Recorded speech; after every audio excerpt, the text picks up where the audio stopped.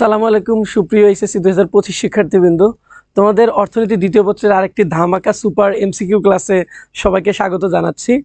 আমাদের যান্ত্রিক ত্রুটির কারণে হয়তো ক্লাসটা শুরু হতে একটু বিলম্ব হয়েছে, কোনো সমস্যা নেই। তোমরা যারা এখন জয়েন করছো সবাই একটু কাইন্ডলি ঝটপট বন্ধুদের মেনশন করো, এবং তোমরা যারা জয়েন করো না এখনো সবাই জয়েন করো।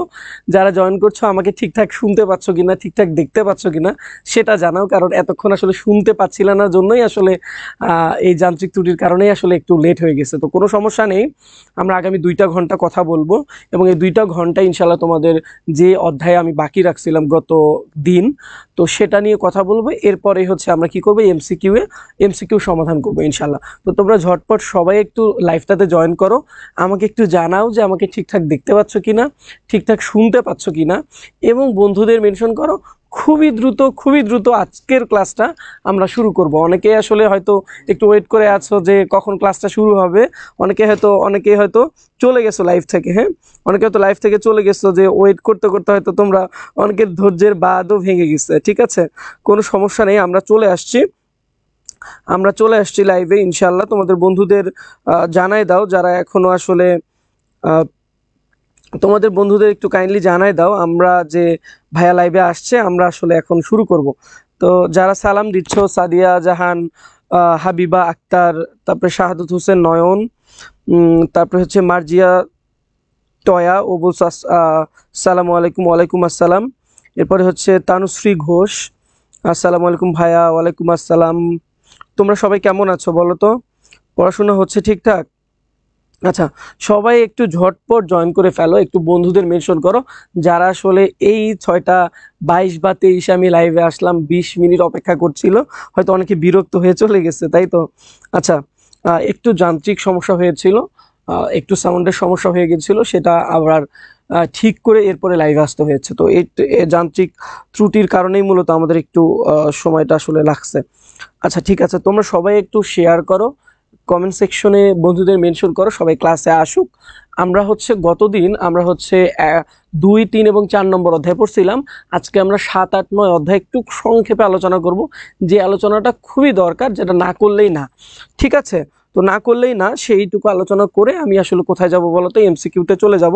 এবং এমসিকিউ তোমাদের একটা দাবি ছিল যে ভাই আমরা অ্যান্সার পাই না, অথবা অ্যান্সারগুলো আলাদা থাকে। আমি একদমই তোমাদের যে সাজেশনটা আমি দিছি এর বাইরে কোনো কিছু পড়ার দরকার নেই ইনশাল্লাহ। যে তুমি যে কোনো বোর্ডেরই হও না কেন, এমসিকিউ অনেকগুলো আছে, তো এমসিকিউগুলো পড়লে ইনশাল্লাহ তুমি কমন পাবা সবগুলোই। ঠিক আছে, তো একটু পড়তে হবে, এবং উত্তরটা আমি স্লাইডেই যুক্ত করে দিছি। এইটা এটা এটা তোমাদের জন্য স্পেশালি কাজটা করছি, যেন তুমি ওখানেই পড়তে পারো উত্তর সহ। তো ঠিক আছে, তোমরা যারা জয়েন করছো বা এখনো যারা জয়েন করো নাই, হিমিকা আক্তার বলেছো আসসালামু আলাইকুম ভাইয়া। ওয়ালাইকুম আসসালাম। নাদিয়া, শায়লা, ঈশা এসেছো। সবাই একটু কাইন্ডলি কিয়া করা যায়, ভাইয়া কালকে তো পিডিএফ পাইলাম না, পিডিএফে একটু এলোমেলো হয়েছে না, পিডিএফে হয়তো ওইটা ঠিক করে তারপরে দেওয়া হবে। তো আমি বলবো যে আমার স্টুডেন্টরা অনেক ভালো, ওরা ক্লাস করে, ওরা বুঝবে পিডিএফ। ঠিক আছে, এলোমেলো হলো। তো আমি 135-40 পেজের একটা পিডিএফ, অনেক লম্বা পিডিএফ, তো তো আমি তোমাদের আজকে দেওয়ার চেষ্টা করবো। ওকে, আফসোস সিভিক্স এক্সামের আগে কোনো গ্যাপ নাই। সিভিক্স এক্সামে কোনো গ্যাপ লাগবে না, সাজেশন তোমরা পেয়েই যাবা, ওইটা পড়বা হয়ে যাবে। ঠিক আছে, গ্যাপ লাগবে না। ওকে, তোমরা একটু ঝটপট বন্ধুদের একটু মেনশন করো, একটু শেয়ার করো, যেন যারা 26 কিংবা 27 সালে যারা পরীক্ষা দিবে বা পরীক্ষার্থী, তারাও যেন লাইভটা দেখতে পারে, তারাও দেখলো একটু, এবং তারাও তো একটা সময় পড়বে, তাই তো?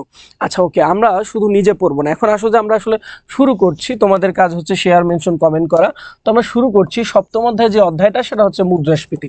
এখন ভাইয়া, মুদ্রাস্ফীতিটা কি জিনিস সেটা জানার আগে আমরা আগে সাজেশনটা দেই, এই অধ্যায়ে আসলে কি কি আমাদের পড়তে হবে। খুব সুন্দর করে আমি তোমাদের আগে বোঝাই দেই আগে, যে কি কি আমরা এখান থেকে পড়বো। দেখো, আমরা প্রথমে পড়বো যে মুদ্রাস্ফীতির কারণ ও ফলাফল, কেন মুদ্রাস্ফীতি হয়, এর কারণগুলো কি কি, এবং এই মুদ্রাস্ফীতির ফলে একটা দেশে কি প্রভাব পড়ে বা কি ফল হয়। ঠিক আছে, এখন এটা একটা দেখবো, এবং একই সাথে এটার প্রতিকারটা দেখবো। একটু লিখে ফেলো, তোমরা যারা আমার ক্লাস করো, তোমরা জানোই যে আমি কি বলি বলো তো, যে অবশ্যই তোমরা নোট নিবা। ঠিক আছে, নোট নিলে তোমার মনে থাকবে। এই যে একটা জিনিস আমি বললাম, এখানে অ্যাড করি নাই, কিন্তু তোমাদের আমি বললাম যে তুমি যখন মুদ্রাস্ফীতির কারণটা দেখবা, তখন তোমাকে প্রতিকারটা দেখতে হবে যে মুদ্রাস্ফীতি কিভাবে আসলে কি করা যায় বলো তো, প্রতিকার করা যায়। একটা দেশে অনেক মুদ্রাস্ফীতি ঘটছে, তো এখন কিভাবে ওই অবস্থা থেকে আসলে পরিত্রাণ পাওয়া যায়, তো কি কি পদক্ষেপ আসলে নেওয়া যেতে পারে। এখানে প্রতিকার না বলে আসলে পদক্ষেপ বললে খুব ভালো শোনাবে, ঠিক আছে। প্রতিকার বলা যায় না, কথাটা হচ্ছে পদক্ষেপ, ঠিক আছে। প্রতিকারে পদক্ষেপ, কি কি পদক্ষেপ, ঠিক আছে। প্রতিরোধ, প্রতিরোধ, এটা প্রতিরোধ বলবো, প্রতিকার বললে শব্দটা এখানে বলবো যে প্রতিরোধে পদক্ষেপ, ঠিক আছে। এই যে মুদ্রাস্ফীতির তোমার প্রতিরোধ করার জন্য যে পদক্ষেপগুলো নেওয়া যেতে পারে সেগুলো হচ্ছে বাংলাদেশের প্রেক্ষাপটেই তুমি পড়বা, তাহলে তুমি যে কোনো প্রেক্ষাপটে লিখতে পারবা।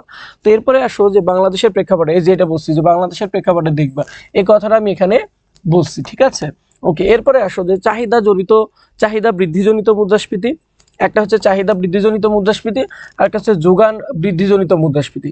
এই জিনিসটা এই অধ্যায় থেকে আসবে। ম্যাক্সিমাম বোর্ডে চাহিদা বৃদ্ধিজনিত মুদ্রাস্ফীতি আসবে, আর একটা কি আসবে, যোগান বৃদ্ধিজনিত মুদ্রাস্ফীতি আসবে। অনেকে বলো যে ভাইয়া যে এখানে কিভাবে প্রশ্ন আসবে, দেখবা যে চাহিদা বৃদ্ধিজনিত কিংবা যোগান বৃদ্ধিজনিত যাই আসুক, তোমাদের একটা চিত্র দেওয়াই থাকবে উদ্দীপকে। তো চিত্র যদি দেওয়া থাকে তাহলে তুমি কি করবে, জাস্ট চিত্রটাকে তুমি ব্যাখ্যা করবা। তুমি এক লাইনে প্রথমে লিখবা আসলে এই চিত্রটা কোন মুদ্রাস্ফীতিকে আসলে করছে, মানে তোমার হচ্ছে কোন মুদ্রাস্ফীতিকে আসলে নির্দেশ করছে, সেটা তুমি এক লাইনে লিখবা জ্ঞানমূলক।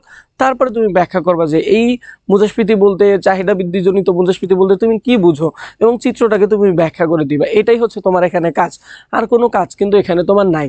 এরপরে এখানে একটা জিনিস তোমরা মাঝে মাঝে দেখবা, সেটা হচ্ছে যে ভোক্তার মূল্য সূচক বের করা এবং মুদ্রাস্ফীতির হার নির্ণয় করা। এই জায়গাটা অনেক পরীক্ষায় আসে যে মুদ্রাস্ফীতির হার নির্ণয় করা, মুদ্রাস্ফীতির হার, ঠিক আছে, এখানে দেই নাই, সেই জিনিসটা একটু তোমরা দেখে নিতে পারো যে মুদ্রাস্ফীতির হার নির্ণয়, ঠিক আছে, মুদ্রাস্ফীতির হার নির্ণয় এটা দেখবা। আর একটা হচ্ছে কি বলতো, সিপিআই, এসিপিআই, মানে কয়েকটা বোর্ডে এটা দেখবা। হার নির্ণয় হচ্ছে খুবই সহজ, যে সূত্রটা যদি জানি তাহলে কিন্তু খুব সহজেই আমি মুদ্রাস্ফীতির হার নির্ণয় করতে পারবো, ঠিক আছে। খুবই সহজ একটা ছোট একটা সূত্র। তো এরপরে হচ্ছে সিপিআই হচ্ছে কি, কনজিউমার প্রাইস ইন্ডেক্স, মানে ভোক্তার মূল্য সূচক। এরপরে আবার কি আছে বলতো, একটা হচ্ছে তোমার হচ্ছে প্রডিউসার প্রাইস ইন্ডেক্স, যেটা হচ্ছে উৎপাদকের মূল্য সূচক। এই উৎপাদকের মূল্য সূচক বা দাম সূচকের মধ্যে তিনজন অর্থনীতিবিদের নাম আছে, কি কি বলতো, একজন ফিশার আছে, একজন হচ্ছে ল্যাসপিয়ার আছে, আর একজন হচ্ছে প্যাসে আছে। তিনজন তিনটা সূত্র দিছে। এই সূত্রটা ঘাটতারা যে বোর্ড আছে না বলতো, ঘাটতারা বোর্ড কি বলতো, কুমিল্লা, তারপরে হচ্ছে দিনাজপুর, যশোর, এই বোর্ডগুলোতে হয়তো, বা সিলেট, এই বোর্ডগুলোতে হয়তো এই যে পিপিআই, যেটাকে আমরা বললাম কি তোমার হচ্ছে কি বলতো, প্রডিউসার কি বলতো প্রাইস ইন্ডেক্স, বা ভোক্তার মূল্য সূচক, ঠিক আছে। ভোক্তা না, উৎপাদকের মূল্য সূচক। এটা হচ্ছে ভোক্তার মূল্য সূচক, এটা হচ্ছে কি বলতো, এটা হচ্ছে উৎপাদকের মূল্য সূচক। এই উৎপাদকের মূল্য সূচকের মধ্যে মূলত এই তিনজন অর্থনীতিবিদের তিনটা সূত্র আমাদের দেখতে হয়। সূত্রটা নিজেদেরই মুখস্থ করতে হবে, তাই না বলতো। সূত্র কি বোঝার কোনো জিনিস? সূত্র আসলে বোঝার কোনো জিনিস না, তারপরে বোঝার হলে আমি বোঝাতাম, ঠিক আছে। তাহলে এখানে কি করতে হবে বলতো ভাইয়া, তোমাকে এই যে সিপিআই, এটা ভালো করে দেখতে হবে যে সিপিআই কিভাবে নির্ণয় করতে হয়। জাস্ট একটা সূত্র, মুদ্রাস্ফীতির হার নির্ণয় করা জাস্ট একটা সূত্র। আর এখানে কি বলতো, পিপিআই, এটা বললাম যে খুব কম আসে, একটা দুইটা বোর্ডে আসবে, ঘাটতারা বোর্ডগুলো, সেটা তোমরা এই পিপিআইটা দেখবে। পিপিআই কিন্তু তিনজন অর্থনীতিবিদের নাম আছে, বুঝতে পারছো। পিপিআই, এই পিপিআই কিংবা সিপিআই দেখতে গেলে তোমাকে কি করতে হবে, একটা টেবিল বুঝতে হবে, বুঝতে পারছো, একটা টেবিল বুঝতে হবে। এবং এখানে মূলত কি আছে বলতো, এই যে সামেশনের ব্যাপারটা কিন্তু আছে। তোমরা যারা ইকোনমিক্স অনেক ভালো পারো তারা কিন্তু এই অধ্যায়টাও পারো। এখানে কিন্তু সামেশনের ব্যাপারটা আছে, এখানে কিন্তু সামেশনের ব্যাপারটা আছে, মানে ব্যয়, ঠিক আছে, আয় ব্যয়ের এখানে একটা হিসাব আছে, ঠিক আছে। তোমরা এই পর্যন্ত কে কে বুঝছো বলো তো। আচ্ছা, নাজমুস সাকিব তাইম বলছে ভাই আসসালামু আলাইকুম, ভাইয়া কেমন আছেন। আসতেফ আলী বলেছে এটা কি ক্লাস।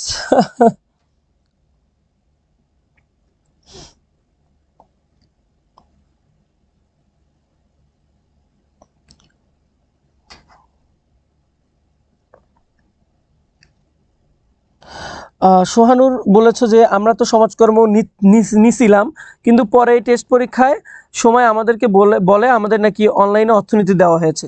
এগুলো আসলে কিছু তোমার হচ্ছে কি আছে, কিছু হচ্ছে বেখেয়ালি লোক আছে, যারা আসলে অদক্ষ লোক আছে, যারা কিনা হচ্ছে ক্লাস 8 পাস করে হচ্ছে এই ধরনের জবগুলো নেয়। তো তারা আসলে কিছুই জানে না, অনলাইনের ব্যাপারগুলো কিছুই জানে না, এরাই মূলত এই ঝামেলাগুলো করে, বুঝতে পারছো? এবং এদের জন্যই যারা এই যে 4th ক্লাসের কর্মচারী, এদের জন্যই মূলত কি হয় বলতো, তোমার হচ্ছে অনেক শিক্ষার্থীর জীবন নষ্ট হয়। মানে আমি নিজেও জানি আমি নিজেও একটা ইনসিডেন্টের আসলে আমি ব্লেম দিচ্ছি না যে এটা হয়ে গেছে, পরবর্তীতে সলভও হয়েছিল, তো এটা আসলে ব্লেম দিচ্ছি না। তারপরেও কি বলতো, তোমাদের এই যে ব্যাপারগুলো শুনলে আমার খারাপ লাগে, যেগুলো আসলে গাফিলতি ছাড়া কোনো কিছু না, তাদের কাজের গাফিলতি। তো যাই হোক, যেটা হয়ে গেছে এখন ওইটা তো ফেরাতে পারবে না। তার মানে কি, তুমি তখন যদি কোনো একটা কিছু বলতো তখন হয়তো ফেরানো যাইতো না, কেননা বোর্ড থেকে তো আর চেঞ্জ করা যায় না এভাবে। তো এখন কি করার, তোমাকে একটু পড়তে হবে, একটু মনোযোগ দিয়ে পড়ো, ইনশাল্লাহ জিনিসগুলো সহজ হবে। তো এই পর্যন্ত কে কে বুঝছো ভাইয়া? ভাইয়া লেট করে ফেলেছি, কোনো সমস্যা না, আমি নিজেও লেট করে ফেলছিলাম। ঠিক আছে ভাইয়া, কেমন আছেন? ভালো আছি। ঠিক আছে, ওকে। আমরা কি কি পড়বো আসলে সপ্তম অধ্যায় থেকে, আমি কিন্তু বললাম যে কি কি পড়তে হবে, আমি লম্বা করব না ক্লাসটা, সবগুলো নিয়ে আলাদা আলাদা করে আমি বলবো না। তুমি একটা করে সৃজনশীল দেখো, উদ্দীপক দেখো, ভাইয়া তোমাকে জাস্ট বলবে যে কিভাবে করতে হবে, ঠিক আছে? একদম ধরে ধরে করতে গেলে কালকের মতো আমি শেষ করতে পারবো না, বুঝছো ব্যাপার? যে কালকের মতো আমি শেষ করতে পারবো না, প্রয়োজনে আমি কি করব, এই জিনিসগুলো হচ্ছে একটা কি দেখাবো বলতো, একটা ভিডিও আকারে তুমি আমি হচ্ছে পেজের মধ্যে দিব, কিন্তু লাইভটা যেহেতু সবার জন্য সাজেশনমূলক ক্লাস, আমি গতকালকে যেভাবে শুরু করছিলাম কিন্তু শেষের দিকে কিন্তু ওইভাবে শেষ করতে পারিনি, বিকজ অফ টাইম লিমিটেড আমাদের, ঠিক আছে? তো আমি জাস্ট বললাম যে কিভাবে আমরা মানে কি পড়বো আসলে সপ্তম অধ্যায় থেকে। আমরা মুদ্রাস্ফীতির কারণ পড়বো, ফলাফল পড়বো, এবং এই মুদ্রাস্ফীতির প্রতিরোধ করতে গিয়ে কি কি পদক্ষেপ আসলে নেওয়া যেতে পারে, সেই পদক্ষেপটা আসলে আমরা ভালো করে পড়বো। এবং অবশ্যই আমরা পয়েন্ট করে কিন্তু কি দিব বলো তো, পয়েন্ট করে কিন্তু আমরা হচ্ছে উত্তরটা দিব। এরপরে বাংলাদেশের প্রেক্ষাপট এটা বলছি, তারপরে বলছি চাহিদা বৃদ্ধিজনিত এবং যোগান বৃদ্ধিজনিত মুদ্রাস্ফীতি, এই দুইটাই কিন্তু পরীক্ষায় বেশি আসে। এই দুইটাই কি করব আমরা বলো তো, এই দুইটাই আমরা ভালো করে দেখবো, কারণ ম্যাক্সিমাম বোর্ডে এই দুইটাই পরীক্ষায় আসবে। এর বাইরে যদি আসে তাহলে মুদ্রাস্ফীতির হার নির্ণয় আসবে, জাস্ট একটা সূত্র দেখবো আমরা, তাহলে আমরা পারবো। এরপরে যে সিপিআই কিংবা হচ্ছে পিপিআই নির্ণয় বললাম, এই সিপিআই নির্ণয় করতে গেলেই তোমাকে একটা টেবিল ভালো করে বুঝতে হবে, যে একটা হচ্ছে পণ্য দ্রব্য আছে, সেটার মূল্য, সেটা হচ্ছে আয় ব্যয়ের একটা হিসাব থাকবে, এবং সেখান থেকে সামেশন আমরা বের করব, বের করে আমরা সিপিআই এর যে সূত্রটা সেটাতে ফেলবো। তাহলে আমাদের কি হবে বলতো, আমাদের সিপিআই বা ভোক্তার মূল্য সূচক বের হবে খুবই ইজিলি। জাস্ট টেবিলটা আমাদেরকে একটু বুঝতে হবে, বুঝতে পারছো? তো আশা করি যে তোমাদের সপ্তম অধ্যায়ে যে ধরনের প্রশ্নগুলো আসতে পারে বা আসবে, সেগুলো সম্পর্কে আমি আলোচনা করেছি। তোমরা জাস্ট একটু উদ্দীপক দেখলে বা কয়েকটা প্র্যাকটিস করলেই তোমরা পাবা। আমি তারপরে হচ্ছে কয়েকটা সৃজনশীল আসলে তোমাদের দেখানোর চেষ্টা করবো, যেহেতু এটা সিকিউ ক্লাস। ওকে, আগে জ্ঞানমূলকের সাজেশনগুলো একটু দেই, দেখো একটু জ্ঞানমূলকের সাজেশনগুলো দেই। কি বলতো, একটা হচ্ছে চাহিদা বৃদ্ধিজনিত মুদ্রাস্ফীতি কি। আমরা জানি যে যখন বাজারে কি বলতো, যখন বাজারে কোন একটা পণ্যদ্রব্যের কি চাহিদা বাড়ে, চাহিদা বাড়ে কি, চাহিদা বাড়ে কিন্তু যোগান বাড়ানো সম্ভব হয় না, ঠিক আছে? চাহিদা অনেক কিন্তু যোগান বাড়ানো সম্ভব হচ্ছে না, তখন কি হয় বলতো, তখন এই চাহিদা বৃদ্ধিজনিত মুদ্রাস্ফীতি ঘটে, ঠিক আছে? যে তোমার কি বলতো, তোমার হচ্ছে চাহিদা বাড়ছে, চাহিদা বাড়ছে, যোগান বাড়ানো যাচ্ছে না। তার মানে চাহিদা বাড়লে কি হবে, ওই যে পণ্যদ্রব্যটা বাজারে আছে ওইটার দাম তর করে আকাশে উঠে যাবে, অনেক বেশি হবে। তো তখন কি হয়, তখনই মূলত মুদ্রাস্ফীতিটা ঘটে, মানে মানুষের যে ক্রয় ক্ষমতা, এই ক্রয় ক্ষমতাটা হচ্ছে কমে যায়। আমরা মুদ্রাস্ফীতি মানে আসলে কি জানি বলতো, আমরা মুদ্রাস্ফীতি আসলে মানে কি জানি? তোমরা কতজন ক্লাসে আছো আমি জানি না।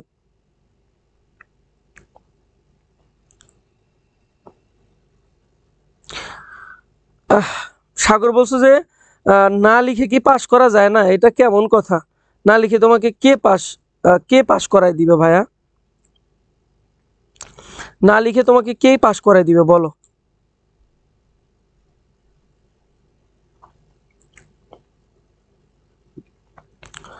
ওকে, আমি কি বললাম বলতো, আমি বললাম যে মুদ্রাস্ফীতি কি সেটা আগে বুঝতে হবে। আমি কি জানি বলতো, যে মুদ্রাস্ফীতি জানি যে একটা দেশে যখন কি হয় বলতো, যখন দ্রব্যমূল্যর মানে এক কথায় দ্রব্যমূল্যের দাম বৃদ্ধি পায়, অর্থের মূল্যটা কমে যায়। মানে ধরো তুমি 1000 টাকা নিয়ে বাজারে গেছো, তুমি 1000 টাকা নিয়ে বাজারে গেছো, 1000 টাকা নিয়ে তুমি বাজারে গেছো, গিয়ে দেখলা যে তুমি আসলে আগে 100 টাকা দিয়ে যে বাজার করতে পারতা, 1000 টাকা দিয়েও তুমি আসলে সেই বাজার করতে পারছো না। তার মানে দ্রব্যমূল্যের দাম আসলে বেড়ে গেছে, কিন্তু তোমার কাছে টাকা আছে, টাকা আছে, তুমি কিনতে পারছো না। কেন কিনতে পারছো না? দ্রব্যমূল্যের দাম বেড়ে গেছে। এই বেড়ে যাওয়ার ফলে কি হয়েছে বলতো, এই যে টাকার মূল্য কমে গেছে, টাকার মূল্য কি বলতো কমে গেছে। এখন দেখো কিভাবে বাংলাদেশে দেখো কোন মানুষের আসলে টাকা নাই। একজন ভিক্ষুক ভিক্ষুক বা কিংবা রিক্সা চালক বা আমরা যদি বলি একদম যাদের আয়ও নাই, তারাও কিন্তু আসলে না খেয়ে থাকে না, তাদের কাছে কিন্তু টাকা আছে। টাকা নাই এমন কোনো মানুষই নেই বাংলাদেশে এখন। তো সবার কাছে টাকা আছে, কিন্তু সবাই কিন্তু বাজারে গিয়ে কিন্তু ওই কেনাকাটা করতে পারে না। কেন পারে না? কারণ জিনিসপত্রের দাম অনেক বেশি। এই যে মানুষের ক্রয় ক্ষমতা কমে যাচ্ছে, টাকা আছে কিন্তু দ্রব্যমূল্যের দাম বেশি, এইটাই মূলত মুদ্রাস্ফীতি। ঠিক আছে, মুদ্রাস্ফীতি মানে হচ্ছে কি বলতো, যে দ্রব্যমূল্যর দাম বেশি হবে এবং অর্থের মূল্য কমে যাবে।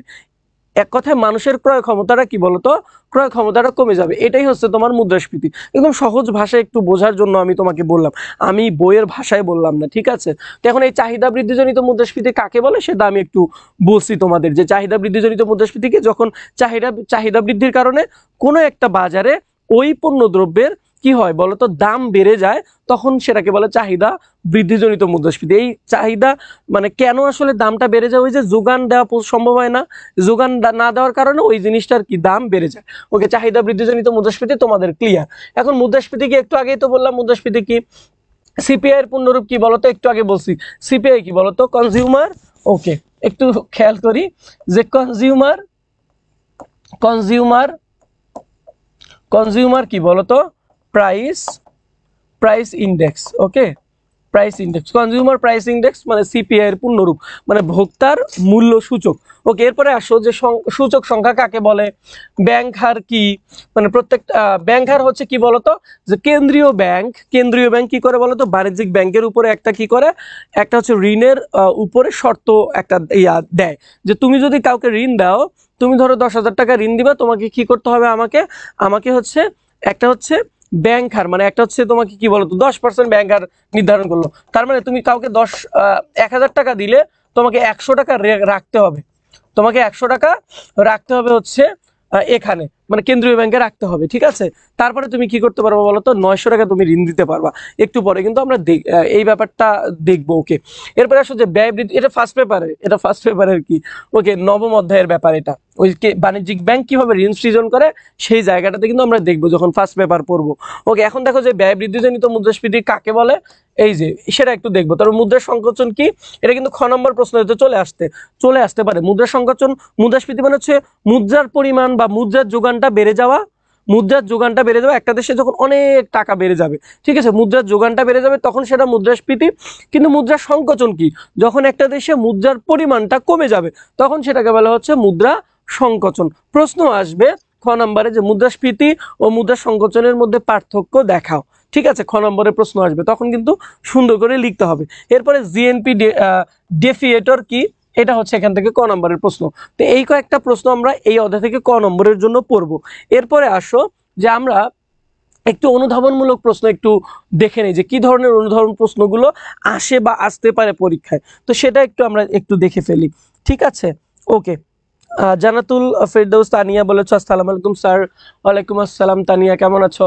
মুদ্রাস্ফীতির উপর মুদ্রার যোগান বৃদ্ধি ও প্রভাব বুঝিয়ে লেখো। বলছে যে মুদ্রাস্ফীতির উপর মুদ্রার যোগান বৃদ্ধি ও প্রভাব বুঝিয়ে লেখো। যে মুদ্রার যোগান বৃদ্ধি মানেই তো মুদ্রাস্ফীতি। তো এটা কিভাবে হয়? ঠিক আছে, মুদ্রা যোগান বৃদ্ধি পেলেই তো মুদ্রাস্ফীতি হয়। তো বলছে সরকারি ব্যয় বৃদ্ধি পেলে মুদ্রাস্ফীতি ঘটে।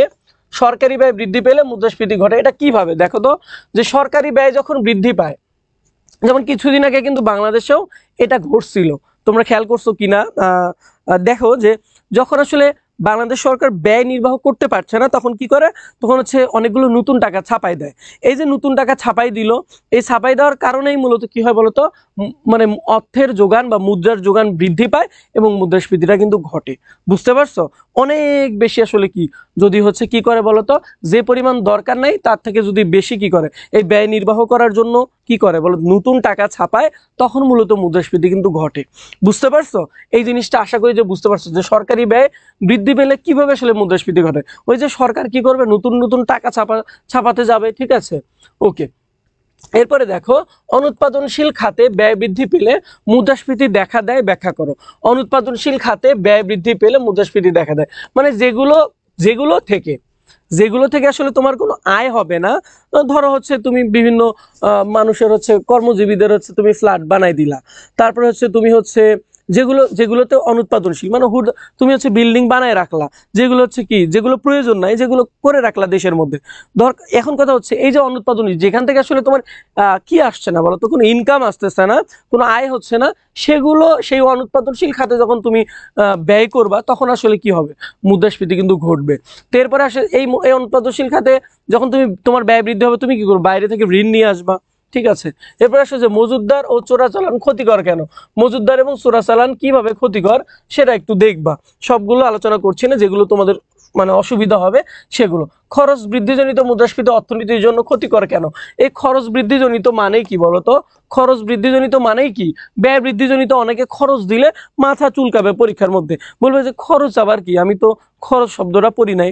খরচ মানে হচ্ছে কি বলতো, ব্যয়। তাহলে ব্যয় বৃদ্ধিজনিত মুদ্রাস্ফীতি কি, ঠিক আছে, সেটা হচ্ছে এখান থেকে পড়ে নিলে হলো যে ব্যয় বৃদ্ধিজনিত মুদ্রাস্ফীতি আসলে কাকে বলে।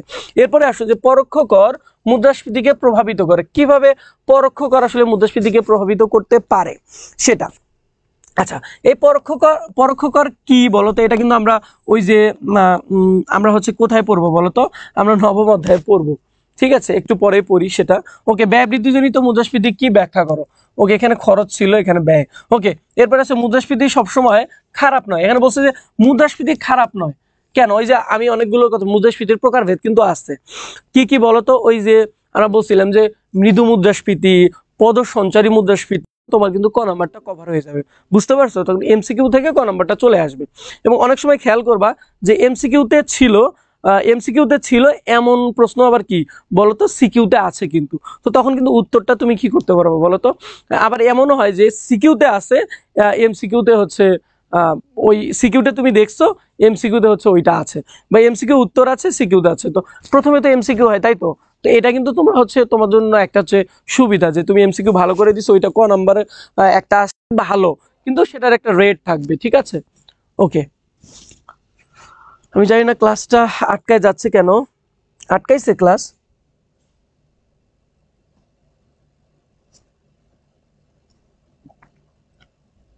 ভাইয়া নেটে সমস্যা করতেছে, হ্যাঁ আমি এখানে দেখলাম। এখন একটু জানাবা আমাকে যে কোনো সমস্যা আছে কিনা। আসলে তোমাদের ক্লাসটা যখন নিচ্ছিলাম, শুরু করব, সেই সময় আসলে কিছু প্রবলেম ফেস করছি আজকে। ঠিক আছে,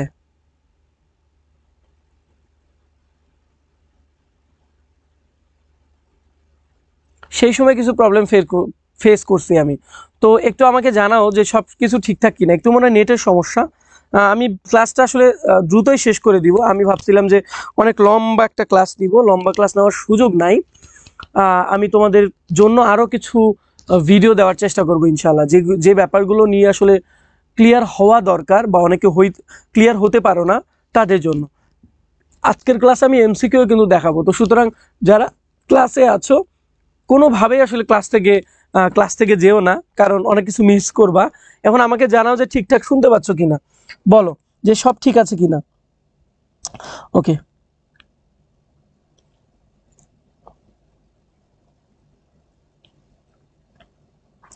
আচ্ছা,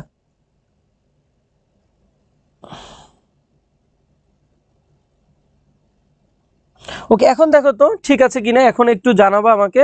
আচ্ছা, ঠিক আছে, আশা করি যে একটু নেট প্রবলেম আসলে আছে হয়তো, তো এটা ফিক্স হয়ে যাবে ইনশাল্লাহ। তোমরা একটু কষ্ট করে থাকো। আসো আমরা যে একটু সৃজনশীল প্রশ্নে যাই। এই খ নম্বর প্রশ্নগুলো তোমাকে পড়তে হবে। এর বাইরে আমি যে কথাগুলো বললাম, যারা ক্লাসটা করে নাই তারা কিন্তু এই কথাগুলো থেকে বঞ্চিত হলো। তুমি কিন্তু হচ্ছে জানলা যে কিভাবে পড়তে হবে, কি পড়তে হবে। এবং তোমাকে হচ্ছে এর বাইরে গিয়েও আমি বলছি যে শুধু সাজেশন দেখবা, সেটা থেকে 100% কমন পড়লো, এই বাহাদুরি আমি কখনোই করি না। যারা আমার লজিক ক্লাস করছো, কিংবা হচ্ছে যারা আমার বই পড়ছো, তারা কিন্তু জানো যে ম্যাক্সিমাম বোর্ডে অনেক কমন আসছে, কিংবা যাদের কমনও আসে নাই, হুবহুব কমন না আসলেও তারা আমার স্টুডেন্ট বা আমার কাছে পড়ছে, বা অথবা আমার ক্লাস করছে, তারা কিন্তু কোনোভাবে হলেও কি অ্যান্সার করে আসবে, এই ক্ষমতা তাদের তৈরি হয়ে গেছে। তো ব্যাপারটা হচ্ছে চেষ্টাটা নিজের কাছে, বোঝার ক্ষমতাটা হচ্ছে তোমার হচ্ছে বোঝার ক্ষমতাটা থাকতে হবে। আর কথা হচ্ছে তুমি জাস্ট দেখবা, দেখলেই তুমি কিন্তু পড়তে পারবা, এটা হচ্ছে মূল কথা। ক্লাস যারা করছো তোমরা অনেক কষ্ট করে করছো আমি জানি, এবং তোমরা হচ্ছে ইনশাআল্লাহ হচ্ছে তোমাদের এই মূল্যবান সময়টা অবশ্যই কি হবে না বলো তো, বিপথে যাবে না। এখন আসো যে আমি তোমাদের একটু দেখাই যে কিভাবে সৃজনশীলগুলো আসে। ঠিক আছে, কিভাবে সৃজনশীলগুলো আসে ভাইয়া নামাজের বিরতি দেবেন কখন? বলো সবাই কি নামাজের বিরতি চাও? বলো তোমরা যদি চাও তাহলে আমি কয়েক মিনিট নামাজের বিরতি দিতে পারি, ঠিক আছে? ওকে ওকে, একটু তোমরা একটু জানাও। আমি হচ্ছে 1 নম্বর সৃজনশীলে আসি, যে নিম্নোক্ত চিত্রটি লক্ষ্য করো এবং সংশ্লিষ্ট প্রশ্নের উত্তর দাও। দেখো এখানে একটা চিত্র দেওয়া আছে, আমি একটু আগে বলছিলাম যে কি বলতো, যে আমাদের চিত্র দেওয়াই থাকবে, একটা চিত্র দেওয়াই থাকবে, জাস্ট আমাকে ব্যাখ্যা করতে হবে এই চিত্রটা। এখন আমাকে কি বলছে, ক নম্বর খ নম্বর প্রশ্ন ওগুলো বাদ দাও, আমি জাস্ট গ নম্বরে আসি, যে চিত্রে কি ধরনের মুদ্রাস্ফীতির সৃষ্টি হয়েছে ব্যাখ্যা করো। কি ধরনের বলো তো, আমি চিত্রটা দেখেই বুঝতে পারবো এটা কি ধরনের মুদ্রাস্ফীতির সৃষ্টি হয়েছে। দেখো এখানে AD1 AD2 মানে চাহিদা, দেখো যখন দাম ছিল P3 তখন চাহিদার পরিমাণ ছিল AD1, যখন দাম বেড়ে P2 হয়েছে তখন মূলত কি হয়েছে বলতো, চাহিদার পরিমাণ কি বলতো বৃদ্ধি পাইছে। চাহিদার পরিমাণ বৃদ্ধি না, তোমার হচ্ছে এক কথা চাহিদাটাকে তুমি খেয়াল করো। মানে আমি যদি এটা দামের স্তর মানে দামের স্তর খেয়াল করো, দাম না।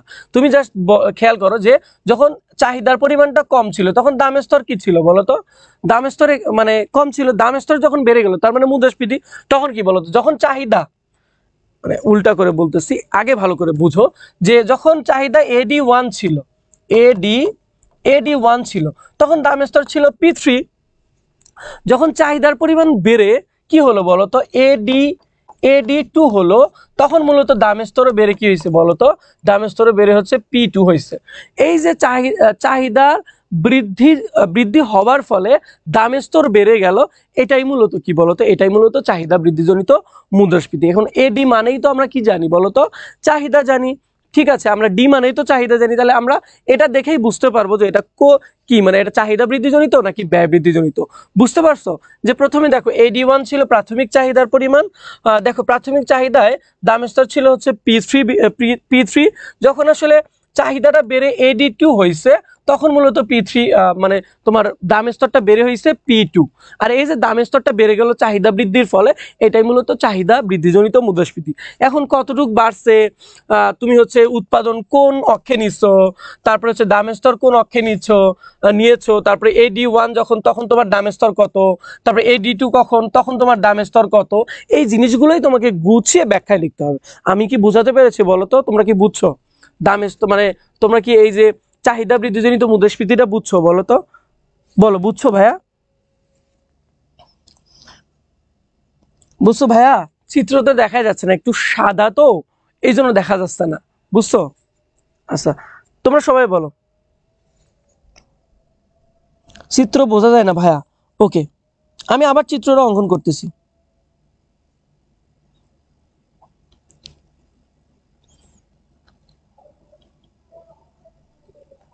সাফিউল ইসলাম ফুয়াদ বলছো, ভাইয়া সুফিয়ান ভাইকে পুলিশ ধরে নিছে, প্রতিবাদ করবেন না? প্রতিবাদ আমরা করছি ভাইয়া, প্রতিবাদ আমরা করছি, ইনশাল্লাহ সুফিয়ান ভাইয়া ছাড়া পাবে, ইনশাল্লাহ ছেড়ে দিবে ওনাকে।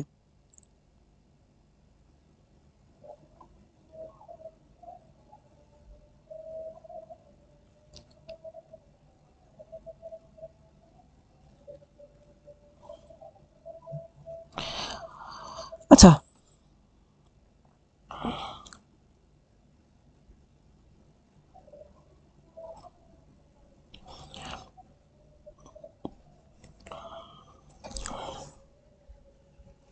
আচ্ছা, আজানটা শেষ হোক, আজানের একটা বিরতি দিলাম 2 মিনিট, 1 মিনিট বিরতি ধরো। এরপরে যারা নামাজ পড়বা, আমার একটু তাড়া আছে, আল্লাহ কবুল করুক, তোমরা হচ্ছে নামাজ পড়ো, আমি হচ্ছে আহ, একটু কন্টিনিউ করি। সবারই নামাজ পড়া উচিত, কিন্তু আমি জানি যে অনেকেরই আসলে নামাজ পড়া হয় না, ঠিক আছে? তো তোমরা যারা নামাজ পড়ো একটু দোয়া করবা যেন আল্লাহ সবাইকে আসলে নামাজ হিসেবে কবুল করে নেয়। তো তোমরা হচ্ছে আমি 5 মিনিট বিরতি দিলাম, ঠিক আছে? লাইভ চলাকালীন এত মিনিটের আসলে বিরতি দেওয়া কেমন হয়ে যায়, তারপর আমি তোমাকে 5 মিনিটের বিরতি দিলাম, তোমরা একটু করো, কারণ লাইভ চলাকালীন থাকবে, ঠিক আছে? লাইভ চলাকালীনই হবে জিনিসটা। তো এরপরে গিয়ে আমি শুরু করি, তারপরে যতটুকু মিস করবো আবার দেখতে পারবা, ঠিক আছে? তো ওকে, ঠিক তোমরা হচ্ছে, আমি এটা আবার বোঝাবো, ওকে? আচ্ছা ওকে, আমি 5-7 মিনিট যা পারি দিচ্ছি, ওকে? আচ্ছা ওকে, খেয়াল করি।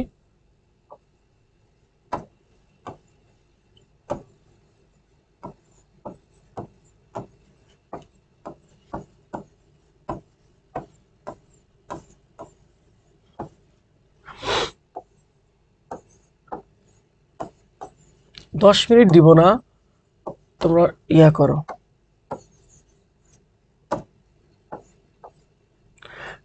7 মিনিট ঠিক আছে, একটু একটু তাড়াতাড়ি করো ইনশাল্লাহ। আমরা হচ্ছে, আচ্ছা আমি দিব ইনশাল্লাহ, ইনশাল্লাহ দিব।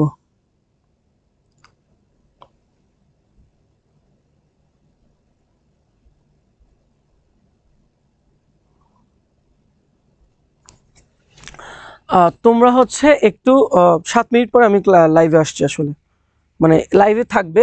তো তোমরা আসলে নামাজ যারা পড়বে একটু নামাজ পড়ে আসো ইনশাল্লাহ।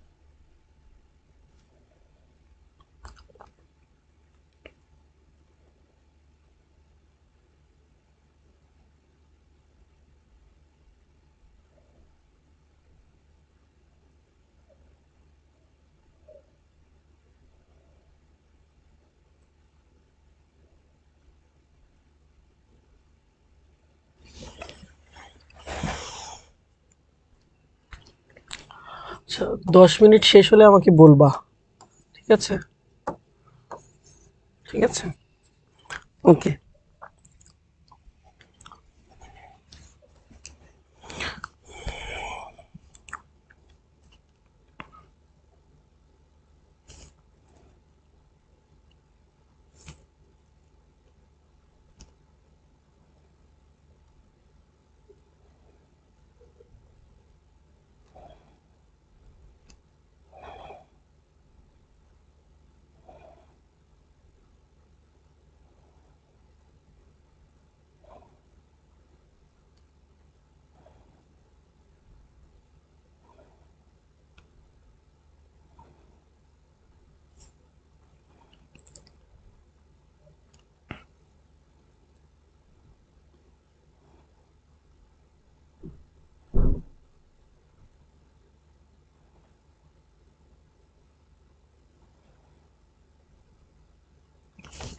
ওকে, সবাই যারা হচ্ছে লাইভে ছিলা কিন্তু হচ্ছে নামাজের জন্য, কিংবা হচ্ছে আমি ক্যামেরার পিছনে চলে গেছি জন্য যারা ক্লাস থেকে বেরিয়ে গিয়েছিলা, তারা আবার লাইভে জয়েন করো। আমরা হচ্ছে একটু শুরু করি। এমসিকিউ হচ্ছে আরো বাকি আছে।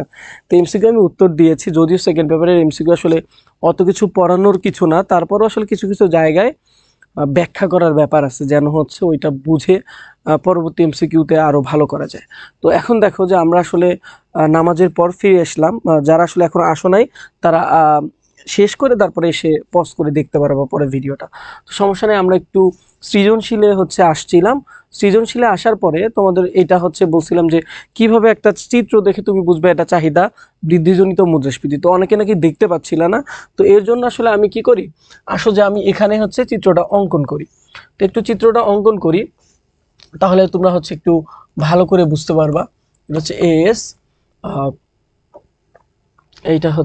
এইটা হচ্ছে একটা বিন্দু। তো আমরা হচ্ছে এখানে, সরি,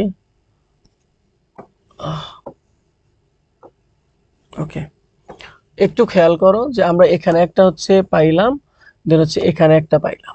এটা হচ্ছে AD1, এটা হচ্ছে AD2। এটা হচ্ছে ধরো এখানে P3 ছিল, এখানে এটা ছিল হচ্ছে P2, হ্যাঁ। তো এরপরে আমরা এগুলো বিন্দু, যে কোনো বিন্দু হতে পারে, এটা কিউ হতে পারে, এফ হতে পারে, AB হতে পারে, এটাতে কোনো সমস্যা নেই। এটা Q1, তারপরে এটা হচ্ছে 0, এটা হচ্ছে তোমার P, এটা হচ্ছে তোমার হচ্ছে কিউ, মানে এটা সমস্যা নেই। এটা এইদিকে হচ্ছে আমরা উৎপাদন দেখাচ্ছি, এদিকে আমরা উৎপাদন দেখাচ্ছি, আর এদিকে আমরা দাম স্তর দেখাচ্ছি। আমরা লম্ব অক্ষে দাম স্তর দেখাচ্ছি। চিত্রটা হচ্ছে এটা। আমি বলছি যে আমি যখন সাজেশন দিচ্ছি তোমাদের, তখন বললাম যে আসলে কিভাবে আমরা বুঝবো যে এটা চাহিদা বৃদ্ধিজনিত মুদ্রাস্ফীতি নাকি এটা তোমার হচ্ছে ব্যয় বৃদ্ধিজনিত মুদ্রাস্ফীতি। তো এখন আমাদের তো আসবে দুইটা চিত্র আসবে, আমাকে এইভাবে প্রশ্ন বলবে যে চিত্রে কি ধরনের মুদ্রাস্ফীতি সৃষ্টি হয়েছে বা কি ধরনের মুদ্রাস্ফীতি নির্দেশ করা হয়েছে ব্যাখ্যা করো। তাহলে আমি বলছিলাম তোমাদের যে চিত্রটা থাকবেই, জাস্ট তোমাকে কি করতে হবে, সুন্দর করে ব্যাখ্যাটা দিতে হবে। এখন আমি চিত্রটা দেখেই বুঝবো যে হচ্ছে এটা চাহিদা বৃদ্ধিজনিত মুদ্রাস্ফীতি নাকি ব্যয় বৃদ্ধিজনিত মুদ্রাস্ফীতি। দেখো, বা যোগান বৃদ্ধিজনিত মুদ্রাস্ফীতি। দেখো যে এখানে হচ্ছে এডি, যখন এডি থাকবে, এডি সামগ্রিক চাহিদা, সামগ্রিক চাহিদা যখন এডি থাকবে, ডি মানে আমরা জানি ডিমান্ড, চাহিদা, তাহলে খুব সহজে আমরা বুঝবো এটা কি বলতো, এটা হচ্ছে চাহিদা বৃদ্ধিজনিত মুদ্রাস্ফীতি। এবং কখনো যদি কি থাকে বলতো, এএস থাকে, এএস থাকে, AS1, তারপরে কি বলতো AS2, এরা হচ্ছে কি সামগ্রিক যোগান বৃদ্ধিজনিত কিংবা হচ্ছে ব্যয় বৃদ্ধিজনিত মুদ্রাস্ফীতি। তাহলে এটা হচ্ছে আমরা তখন এস যদি দেখি, তখন আমরা বুঝবো যে এটা ব্যয় বৃদ্ধিজনিত মুদ্রাস্ফীতি। এটা কি বলতো, এটা হচ্ছে চাহিদা বৃদ্ধিজনিত মুদ্রাস্ফীতি, সরি, চাহিদা না, যোগান বৃদ্ধিজনিত মুদ্রাস্ফীতি। তো এখন এখানে কি হয়েছে বলতো, এখানে হচ্ছে এটা হচ্ছে চাহিদা বৃদ্ধিজনিত মুদ্রাস্ফীতি। এখন কিভাবে আমরা ব্যাখ্যা করব বলছিলাম যে দেখো যে এখানে যখন চাহিদা, প্রাথমিক চাহিদার পরিমাণ ছিল হচ্ছে কি বলতো AD1, তখন দাম স্তর ছিল হচ্ছে P3, দাম স্তর ছিল হচ্ছে OP3, ঠিক আছে, OP3, এভাবে আমরা বলতে পারি যে OP3 এই জায়গাটা। যখন দেখো, যখন যোগান স্থির থেকে, এটা তো সামগ্রিক যোগান, এই যে এটা সামগ্রিক যোগান রেখা এস, এটা সামগ্রিক যোগান রেখা, অবশ্যই যোগানটা স্থির থাকে, মানে যোগানটা এই অবস্থায় আছে, যোগান বাড়বে না। যোগান কি করবে না, বাড়বে না, এটা কিন্তু বারবার বলছি। যোগান আসলে বাড়বে না, যোগান বাড়ে না জন্যই তো মূলত কি হয়, তোমার হচ্ছে দ্রব্যের চাহিদা বাড়ে আর দামটা বেড়ে যায়, যোগানটা হচ্ছে স্থির আছে। তো এরপরে এই যোগান স্থির অবস্থায় যদি চাহিদাটা বেড়ে এই এ বিন্দুতে হয়, এ বিন্দুতে হয়ে কি হয় বলতো, অথবা এটা বি বিন্দু, এটা এ বিন্দু বললাম, এ বিন্দুতে হয়, তখন এডি টু হচ্ছে কি, কিসের পরিমাণ বলতো, চাহিদার পরিমাণ। এবং দাম স্তর তখন কি বলতো, বেড়ে হচ্ছে কি হয়, ও OP2 হয়। এই যে OP2 হলো চাহিদা বৃদ্ধির কারণে, চাহিদা বৃদ্ধি পাওয়ার কারণে দাম স্তরটা বেড়ে গেল, এটাই মূলত কি বলতো, চাহিদা বৃদ্ধিজনিত মুদ্রাস্ফীতি। এবং এটাই তোমাকে কি করতে হবে, সুন্দর করে চিত্রে মানে ব্যাখ্যা দিতে হবে, যে চিত্রে ভূমি অক্ষে হচ্ছে ভূমি ও কিউ অক্ষে অথবা ভূমি অক্ষে উৎপাদনের পরিমাণ এবং লম্ব অক্ষে দাম স্তর নির্দেশ করা হয়েছে। এরপরে লিখলা যে এখানে এডি হচ্ছে সামগ্রিক চাহিদা, এস হচ্ছে সামগ্রিক যোগান রেখা, আর হচ্ছে কি বলতো, আর কিছু ব্যাখ্যা করার দরকার নেই। এরপরে তুমি লিখলা যে প্রাথমিক সামগ্রিক চাহিদার পরিমাণ যখন AD1 কি মানে কি বিন্দুতে, এ বিন্দুতে, তো তখন দাম স্তরের ছিল হচ্ছে OP3। এরপরে তুমি কি করবে, আবার যখন কি হলো, চাহিদা বৃদ্ধি পেয়ে বি বিন্দুতে হলো AD2, তখন মূলত কি হলো, দাম স্তর বেড়ে হলো OP2। এই যে দাম স্তর কি বেড়ে যাওয়া চাহিদা বৃদ্ধির কারণে, এটাই মূলত মুদ্রাস্ফীতি। তাহলে এখানে কি কতটুকু মুদ্রাস্ফীতি হয়েছে, এই জায়গাটা হচ্ছে মুদ্রাস্ফীতি। মানে এগুলো মার্ক করা লাগবে না, এগুলো এখানে মার্ক করা লাগে না, মানে এগুলো মার্ক করা লাগে না, কোনো কিছু লাগে না, তুমি জাস্ট দেখাই দিলা যে এটা হচ্ছে তোমার কি বলতো, এই দাম স্তর এইটুক বেড়ে গেছে, ঠিক আছে, এটা হচ্ছে চাহিদা বৃদ্ধিজনিত মুদ্রাস্ফীতি। এখন বুঝছো বলতো, এখন বুঝছো কিনা? আচ্ছা এখন বুঝছো কিনা বলো তো, বলো যে ভাইয়া, ভাইয়া কথা বুঝছো কিনা বলো।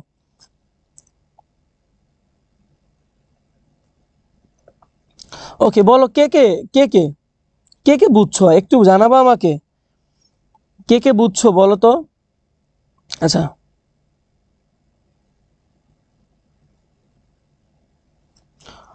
ওকে, ঠিক আছে, আশা করি যে তোমরা বুঝছো। ওকে আচ্ছা, এখন আসো যে এই যে উদ্দীপকের সৃষ্ট মুদ্রাস্ফীতি দূরীকরণে কি ধরনের পদক্ষেপ গ্রহণ করা যায়।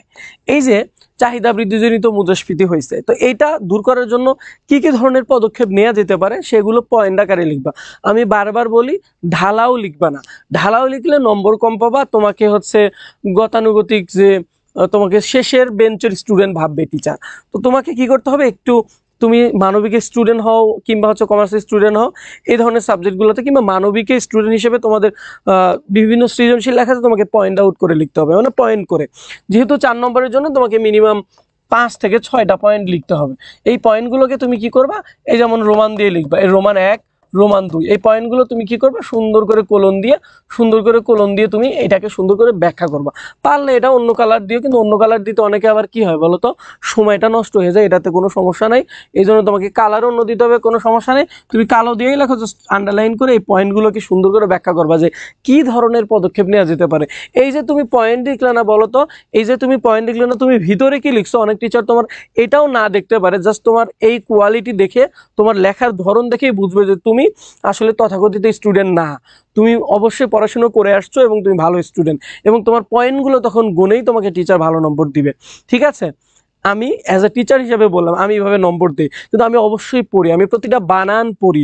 এবং আমি যখন খাতা দেখি কোন এইচএসসি স্টুডেন্টদের, তখন আমি কি করি বলো তো, তখন নোট দেই একটা, যে তোমার কোথায় ভুল হয়েছে, তোমার কি করতে হবে, ঠিক আছে, তোমার এখানে ভুল হয়েছে, এই ভুলটা এভাবে সলভ করতে পারো। এই জিনিসগুলো আমি নোট করে দিই। এখনকার টিচার কি এত কিছু দেখে? দেখে না। এইটাই সব সমস্যা আসলে। কয়েকদিন গতকালকেও দেখলাম যে মাধ্যমিকের কিছু খাতা পড়ে আছে ময়মনসিংহের একটা জায়গায়, জামালপুরের একটা জায়গায়। তো এগুলো অবহেলা না, এগুলো তো হওয়া উচিত না। কিংবা টিকটকার দিয়ে খাতা দেখাচ্ছে, এটা কি আমাদের শিক্ষা ব্যবস্থার অবক্ষয় না বলতো? টিকটকার হচ্ছে খাতা দেখে সে টিকটকে হচ্ছে ইয়া করে, অন্য কোনো একটা টিচার হচ্ছে খাতা দেখে সে হচ্ছে তার সোশ্যাল মিডিয়াতে দেয়। এটা কোনোভাবেই বাইরে আসা উচিত না। আমি মনে করি যতক্ষণ পর্যন্ত তারা রেজাল্ট দেয় নাই এটাকে, ততক্ষণ পর্যন্ত এটা হচ্ছে একটা আমানত হিসাবে তাদের কাছে আছে। তো আমি তো এটা পুরো জাতির কাছে বলতে পারবো না যে তুমি তুমি খাতায় কি লিখছো সেটাকে আমি আগে বলতে পারবো, তোমার রেজাল্টটা দিব, তারপরে আমি দেখাইতে পারবো যে এটা তুমি লিখছো বা এটা সে লিখছে জন্য সে নম্বর কম পাইছে, সে ফেল করছে। আমার কথা বুঝছো? এগুলো হচ্ছে অবক্ষয়, এগুলো হচ্ছে আমাদের শিক্ষা ব্যবস্থার অবক্ষয়, একদম ধ্বংস হয়ে যাচ্ছে এমন অবস্থা। তো এগুলো নিয়ে কথা বলাও দায়, এগুলো নিয়ে কথা বলাও দায়। অলরেডি তোমরা দেখতেই পাচ্ছ যে এই জিনিসগুলো কেন হয় বলো তো, এই জিনিসগুলো অবহেলার কারণে হয়, এই জিনিসগুলো অবহেলার কারণে হয়। ঠিক আছে, ওকে ওকে। আচ্ছা, তো আশা করি যে এই যে প্রশ্নটা চাহিদা বৃদ্ধিজনিত মুদ্রাস্ফীতি এটা তোমরা বুঝছো। এখন আসি যে সামনের দিকে আসি, আমরা সামনের দিকে আসি। দেখো যে 2 নম্বর আমরা যে প্রশ্নটা দেখতে পাচ্ছি সেটা নিয়ে একটু আমরা পড়ি। যে মিস্টার আরমান স্কুলের শিক্ষক, বর্তমানে দ্রব্যমূল্য বৃদ্ধি পায় তাকে সংসার চালাতে হিমশিম খেতে হচ্ছে। এই যে একটা কিন্তু এমসিকিউ আসবে, কি আসবে যে তোমার হচ্ছে মুদ্রাস্ফীতির ফলে কারা সবচেয়ে ক্ষতিগ্রস্ত হয়? যারা তোমার হচ্ছে দিন মজুর শ্রমিক, তারাই কিন্তু বেশি ক্ষতিগ্রস্ত হয়। বুঝতে পারছো? কিন্তু এমসিকিউ আসবে, লিখে নাও যে ভাইয়া যা বলছে ক্লাসে এটা কিন্তু তোমার হচ্ছে পরীক্ষার জন্য কাজে লাগবে, ঠিক আছে, বাকি জীবনের জন্য কাজে লাগবে। যে কি বলতো, যে মুদ্রাস্ফীতির ফলে কারা সবচেয়ে বেশি ক্ষতিগ্রস্ত হয়? যারা কিনা ভোক্তা, যারা কিনা নিম্ন আয়ের মানুষ, যারা কিনা শ্রমজীবী, তারা মূলত সবচেয়ে বেশি ক্ষতির সম্মুখীন হয়। এটা কিন্তু এমসিকিউ এর জন্য। অপরদিকে তার গ্রামের কৃষক রহিম উদ্দিন ও ব্যবসায়ী তাজুল আনন্দেই আছে, কারণ রহিম উদ্দিন বেশি দামে ফসল বিক্রি করে, এবার সে মহাজনের ধার শোধ করতে পারবে, তাই সে নতুন উদ্যমে আরো বেশি ফসল উৎপাদনে আগ্রহী হয়েছে। অন্যদিকে তাজুল বেশি দামে পণ্য বিক্রি করে লাভবান হচ্ছে এবং তার ব্যাংক ঋণ পরিশোধ করেছে। তাই বলা যায় অর্থনৈতিক উন্নয়নের জন্য মৃদু মুদ্রাস্ফীতি ভালো, তবে মুদ্রাস্ফীতি যেন বেশি ভালো না হয় তার জন্য উৎপাদন বৃদ্ধি, অর্থ ঋণের যোগান নিয়ন্ত্রণ আবশ্যক। এখন সিপিআই এর পূর্ণরূপ কি সেগুলো তোমরা পারবা। যেমন গ নম্বর কি হচ্ছে, উদ্দীপকের আলোকে বিভিন্ন শ্রেণীর মানুষের উপর মুদ্রাস্ফীতির প্রভাব আলোচনা করো। দেখো আমি খুব দ্রুত আসলাম, এখন এই জায়গাটা তুমি একটু খেয়াল করো যে মুদ্রাস্ফীতির আলোকে বিভিন্ন শ্রেণীর মানুষ, এখানে ওই যে বললাম না, একটু আগে বললাম যে কারা ক্ষতিগ্রস্ত হয়, কারা আসলে সুবিধা পাচ্ছে, এখানে কিন্তু 2 শ্রেণীর মানুষ নিয়েই কথা বলা আছে। তো সেইটাই বলবা যে উদ্দীপকের আলোকে বিভিন্ন শ্রেণীর মানুষের উপর মুদ্রাস্ফীতির প্রভাব, তুমি দেখবা যে শ্রমিকদের উপর প্রভাব কেমন পড়ে, ব্যবসায়ীদের উপর প্রভাব কেমন পড়ে, কিংবা যারা ধনী তাদের উপরে কেমন প্রভাব পড়ে, সেই প্রভাবটা তুমি পয়েন্ট আউট করে 2টা বা 3টা পয়েন্ট আউট করে খুব সুন্দর করে লিখবা। বুঝতে পারছো? তাহলে কিন্তু তুমি ফুল নম্বর কিন্তু পাবা। আমার কথা বুঝছো? ওকে, তাহলে আমাদের গ নম্বরটা শেষ। এখন আসো, খুব সুন্দর তোমার আরবিতে নাম, তুমি অ্যান্সারটা করে ফেলছো, ভালো।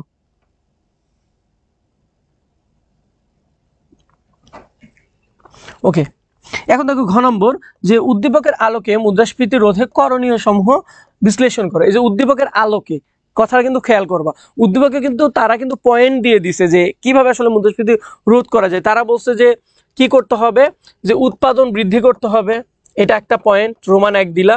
তারপরে অর্থ ও ঋণের যোগান নিয়ন্ত্রণ করতে হবে, তাহলে অর্থ এবং ঋণের যোগান নিয়ন্ত্রণ, এটা একটা পয়েন্ট। এবং আরো কি করা যায়, আরো কি করা যায় বলো তো? আরো 2-3টা পয়েন্ট তুমি যুক্ত করে দিলে, এখানে 2টা পয়েন্ট পাইছো, তুমি আরো 2টা পয়েন্ট তুমি যুক্ত করে দিলা, ঠিক আছে। যে অর্থ ঋণের যোগান নিয়ন্ত্রণ করতে পারো, উৎপাদন বৃদ্ধি করতে পারো, ঠিক আছে।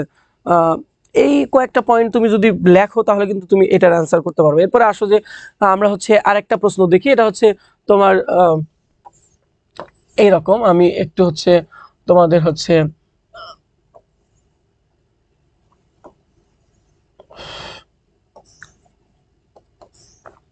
আচ্ছা, এখানে হচ্ছে AS1 আর হচ্ছে AS2, ঠিক আছে। আচ্ছা AS0, AS2 না, এটা তো 0 হবে। ওকে, এটা হচ্ছে AD, আচ্ছা এটা হচ্ছে 0, এটা দামের স্তর হচ্ছে P0 আর হচ্ছে P1। ওকে, আর এটা হচ্ছে উৎপাদন, এটা এইদিকে আমি দামের স্তর দেখাইছি, দামের স্তর। আচ্ছা, এখন এইটা হচ্ছে কি মুদ্রাস্ফীতি, তোমরা তো ইজিলি বুঝতে পারবা এটা কি মুদ্রাস্ফীতি বলো তো। এটা বলছে যে গ নম্বর, উদ্দীপকে কোন ধরনের মুদ্রাস্ফীতি দেখানো হয়েছে ব্যাখ্যা করো। কোন ধরনের মুদ্রাস্ফীতি বলো তো? এটা হচ্ছে ব্যয় বৃদ্ধিজনিত বা যোগান বৃদ্ধিজনিত মুদ্রাস্ফীতি। কে বলো তো? এটা কি বুঝতে কোনো সমস্যা আছে? বলো তো এটা কি বুঝতে কোনো সমস্যা আছে? জাস্ট এখন কি করবা বলো তো, শুধু এখন এটাকে ব্যাখ্যা করবা কিভাবে। এটা ওই যে যেমন চাহিদাতে বলছিলাম না, সেম ভাবে যোগানো হচ্ছে, তুমি জাস্ট ওইভাবে ব্যাখ্যা করবা। শুরুতেই তুমি বলবা যে চিত্রে ভূমি অক্ষে উৎপাদনের পরিমাণ, লম্ব অক্ষে দামের স্তর দেখানো হয়েছে। তারপরে তুমি এই এএস মানে কি, এডি মানে কি, এই জিনিসগুলো, এডি মানে কি বলো তো? অবশ্যই সামগ্রিক কিন্তু কথাটা লিখবা যে সামগ্রিক চাহিদা রেখা। ওকে, তো তারপরে তুমি এই যে প্রাথমিক যোগানের পরিমাণ দেখাবা, তারপরে হচ্ছে কি বলো তো? পরিবর্তিত যোগানের পরিমাণ দেখাবা। এই যোগান বৃদ্ধি পাওয়ার কারণেই মূলত কি দামের স্তর বেড়ে গেছে, এটাই মূলত কি যোগান বৃদ্ধিজনিত মুদ্রাস্ফীতি বা ব্যয় বৃদ্ধিজনিত মুদ্রাস্ফীতি। ওকে, আমরা এইটা আমরা একটু দেখলাম, ঠিক আছে। এরপরে বলছে যে চিত্রে সামগ্রিক যোগান রেখা AS0 ASO থেকে AS1 স্থানান্তরের সম্ভাব্য কারণসমূহ লেখো। মানে বলছে যে কি কি কারণ হতে পারে, মানে যোগান বৃদ্ধিজনিত মুদ্রাস্ফীতি কখন হয়, কেন হয় সেই কারণগুলো তুমি এখানে হচ্ছে তুমি এখানে লিখবা, এই ঘ নম্বরে পয়েন্ট করে লিখবা, তাহলে তোমার এটা হয়ে গেল। ঠিক আছে, আমি জাস্ট নমুনা প্রশ্ন দিচ্ছি, এর মানে যে এই দুইটা প্রশ্ন যদি তুমি সলভ করতে পারো কোনোভাবে বাসায়, যে কোনো ধরনের প্রশ্ন যেভাবে আসুক তুমি অ্যান্সার করতে পারবে, এই কনফিডেন্সটা নিজের মধ্যে রাখো। এই দুইটা প্রশ্ন বাসায় খাতায় লিখে উত্তরটা লিখে ফেলবা, যে ভাইয়া তো এইভাবে বললো, দেখি একটু করার চেষ্টা করি, অথবা আরো কিছু উদ্দীপক দেখি, ভাইয়া তো দুইটা সলভ করাইছে, আমি আরো কিছু উদ্দীপক দেখি, আমার কাছে তো নোট আছে, তো একটু দেখি কয়েকটা উদ্দীপক, দেখবা যে তুমি অনেক পারছো, তখন তোমার ভালো লাগবে এবং প্রশ্ন আসলে তোমার কাছে আসলে সহজ মনে হবে। ঠিক আছে, ওকে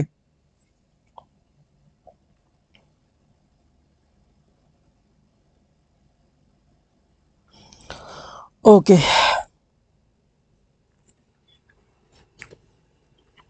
ওকে এরপরে 4 নম্বর প্রশ্নটা একটু খেয়াল করি, যে ওয়াই দেশে 2011 সালে ভোক্তার মূল্য সূচক ছিল, এই যে মুদ্রাস্ফীতির হার নির্ণয় করতে বলছে। ওকে, ওয়াই দেশে, এটা কে যেন বলছিল যে ভাই একটু দেখান, আমি দেখাচ্ছি। ওকে, ওয়াই দেশে 2011 সালে ভোক্তার মূল্য সূচক ছিল 115, 2016 সালে ভোক্তার মূল্য সূচক বৃদ্ধি পেয়ে 250 হয়। দেশটির সরকার ব্যয় হ্রাস, অর্থ যোগান হ্রাস, ব্যাংক হার বৃদ্ধি, নগদ জমার হার বৃদ্ধি এবং উৎপাদন বৃদ্ধির পদক্ষেপ গ্রহণ করেছেন। গ নম্বর প্রশ্নটা আসছে, উদ্দীপকে প্রদত্ত তথ্যের ভিত্তিতে মুদ্রাস্ফীতির হার নির্ণয় করো। তাহলে ছোট্ট একটা সূত্রের কথা বলছিলাম না, কি সূত্র বলতো? মুদ্রাস্ফীতির হার নির্ণয় করার সূত্র হচ্ছে কি বলতো, যে P1 মাইনাস বলে P0, নিচে কি বলতো, নিচে হচ্ছে P0 ইন্টু হচ্ছে কি বলতো, ইন্টু হচ্ছে 100, জাস্ট এইটা লিখবো আমরা। ঠিক আছে, এটা হচ্ছে মুদ্রাস্ফীতির হার নির্ণয় করার সূত্র। বলো। ওকে ওকে কে কে কে কে বলো তো, কে কে তোমরা হচ্ছে বন্ধু বান্ধবদের মেনশন দিচ্ছ, বলো কে কে মেনশন দিচ্ছ? মেনশন কিন্তু দাও নাই, তোমরা হচ্ছে ক্লাসে অনেকেই ছিলা, কিন্তু আজকে ক্লাসটা খুবই কম করছো, অথচ আজকে ইম্পর্টেন্ট, কালকের থেকেও বেশি ইম্পর্টেন্ট জিনিস আসলে আমি করাচ্ছিলাম। ঠিক আছে, আমি করাচ্ছিলাম, কালকের থেকে বেশি ইম্পর্টেন্ট জিনিস করাচ্ছিলাম না, বলো তো? কালকের থেকেও বেশি ইম্পর্টেন্ট জিনিস কিন্তু করাচ্ছিলাম। ওকে, আচ্ছা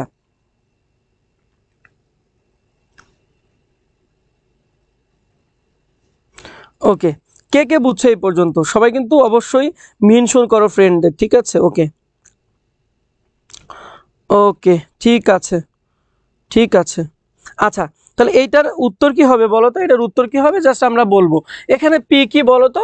এখানে হচ্ছে P1 হচ্ছে, P1 হচ্ছে বর্তমান, বর্তমান সময়ের হচ্ছে দাম স্তর, বর্তমান সময়ের দাম স্তর, আর P0 হচ্ছে কি বলতো, ভিত্তি বছরের দাম স্তর, ভিত্তি বছরের দাম স্তর, ভিত্তি বছরের দাম স্তর। কি তাহলে এর 100 তো অবশ্যই, যখন মুদ্রাস্ফীতির হার, হার কথাটা যখন থাকে, হার কিসে হয় বলো তো? হার কি 100তে হয় না? তাহলে 100তে হিসাব করবো, এই জন্য 100টা গুণ করে দিছি, বুঝতে পারছো? তো এখন কি বলতো, এখানে এই ম্যাথটা করার চেষ্টা করো। বলছে 2011 সালে ভোক্তার মূল্য সূচক ছিল, তাহলে এটা মূলত ভিত্তি বছর, তাই না? তাহলে ভিত্তি বছর কোনটা বলতো? ভিত্তি বছর হলো 2011, এবং এই 11তে কি ছিল বলতো, 115 ছিল, এবং কত বলতো, 2016 সালে হয়েছে 250, তাহলে এখানে P1 কি হবে বলতো? P1 হবে 250। ওকে, তাহলে আমি এখানে লিখি 250, মানে 250, মানে 250, এরপর হচ্ছে P0 হচ্ছে কি বলতো, 115, মাইনাস করবো, দেন P0 হচ্ছে কি বলতো, P0 হচ্ছে 115, আর ইন্টু হচ্ছে 100। ঠিক আছে, ইন্টু হচ্ছে 100, দেন আমরা কি করব বলতো, এই মাইনাসটা করে আমরা কি করব বলে, 100টা উপরে দিয়ে গুণ করে আমরা হচ্ছে কি 115 ভাগ করব, তাহলে দেখা যাবে কি বলতো, আমাদের অ্যান্সারটা চলে আসবে। বলো তো অ্যান্সার কি আসবে? তোমরা বলো, তোমরা বলো অ্যান্সার কি আসবে? আচ্ছা, তামান্না তাসনিম বলেছো আসসালামু আলাইকুম ভাইয়া। ওয়ালাইকুম আসসালাম। ওকে, যারা এখন জয়েন করছো, যারা এখন জয়েন করছো তারা হচ্ছে পরবর্তীতে ভিডিওটা পজ করে দেখতে পারো, কিংবা ইউটিউবেও আসলে এই ভিডিওটা কিন্তু ক্লাস শেষ হওয়ার পরেই ইউটিউবে হচ্ছে আপলোড হয়ে যাবে।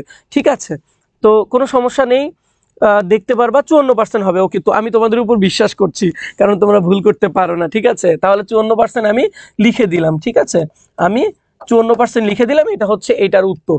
এখানে গ নম্বর বলছে যে উদ্দীপকে প্রদত্ত তথ্যের ভিত্তিতে মুদ্রাস্ফীতির হার নির্ণয় করো। 54%, এত পার্সেন্ট একটা দেশে মুদ্রাস্ফীতির হার হলো, ওই দেশ তো দেউলিয়া। ঠিক আছে, ওই দেশ তো দেউলিয়া।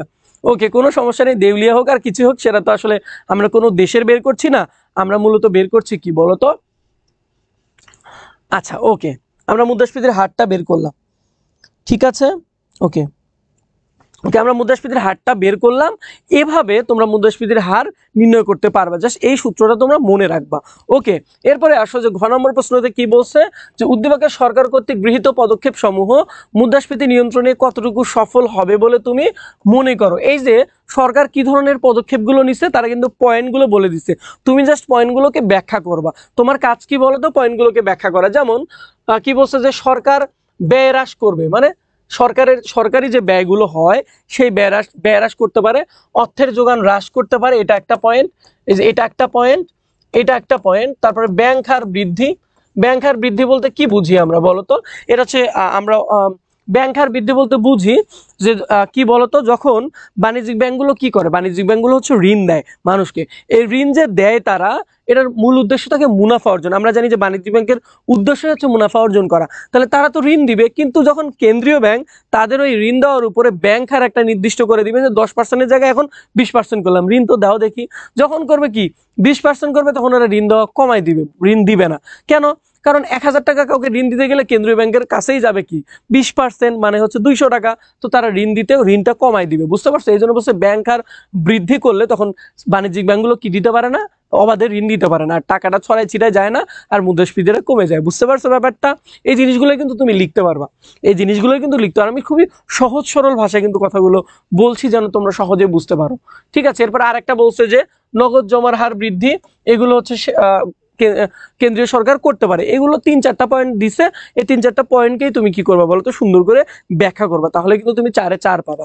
ওকে, আচ্ছা, এরপরে আসো যে পরবর্তী প্রশ্নের মধ্যে আসি আমরা, যে বাংলাদেশে মুদ্রাস্ফীতি নিয়ন্ত্রণের কৌশল নিয়ে আয়োজিত একটি গোল টেবিল বৈঠক বাংলাদেশের প্রথিত যশা অর্থনীতিবিদ, মানে খুবই খ্যাতিমান অর্থনীতিবিদ মিস্টার এক্স জানালেন যে মুদ্রাস্ফীতি নিয়ন্ত্রণে কেন্দ্রীয় ব্যাংকের মাধ্যমে কিছু পদক্ষেপ নেওয়া যায়।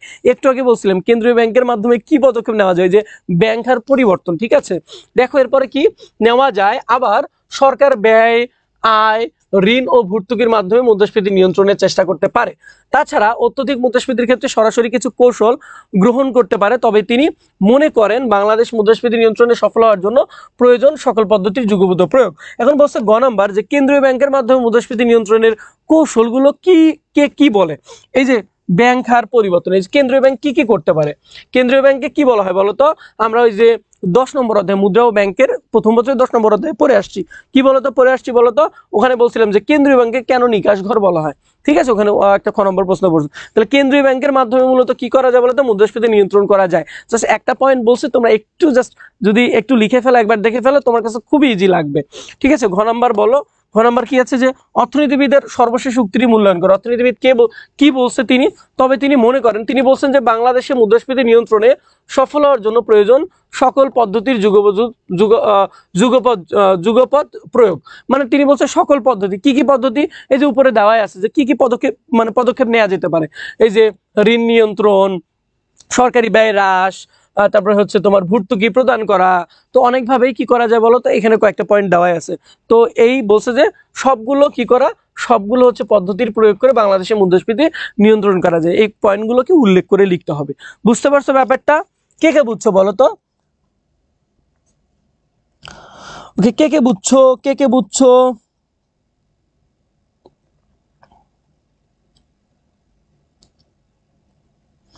কে বুঝছো বলো তো? আচ্ছা, সাদিয়া বলছে এমসিকিউ ক্লাস কি শেষ, আমি তোমাদের সিকিউ করাচ্ছি, এমসিকিউ করাচ্ছি না। আমি ভাবলাম যে এমসিকিউ আসলে তোমরা নিজেরাই পারবা।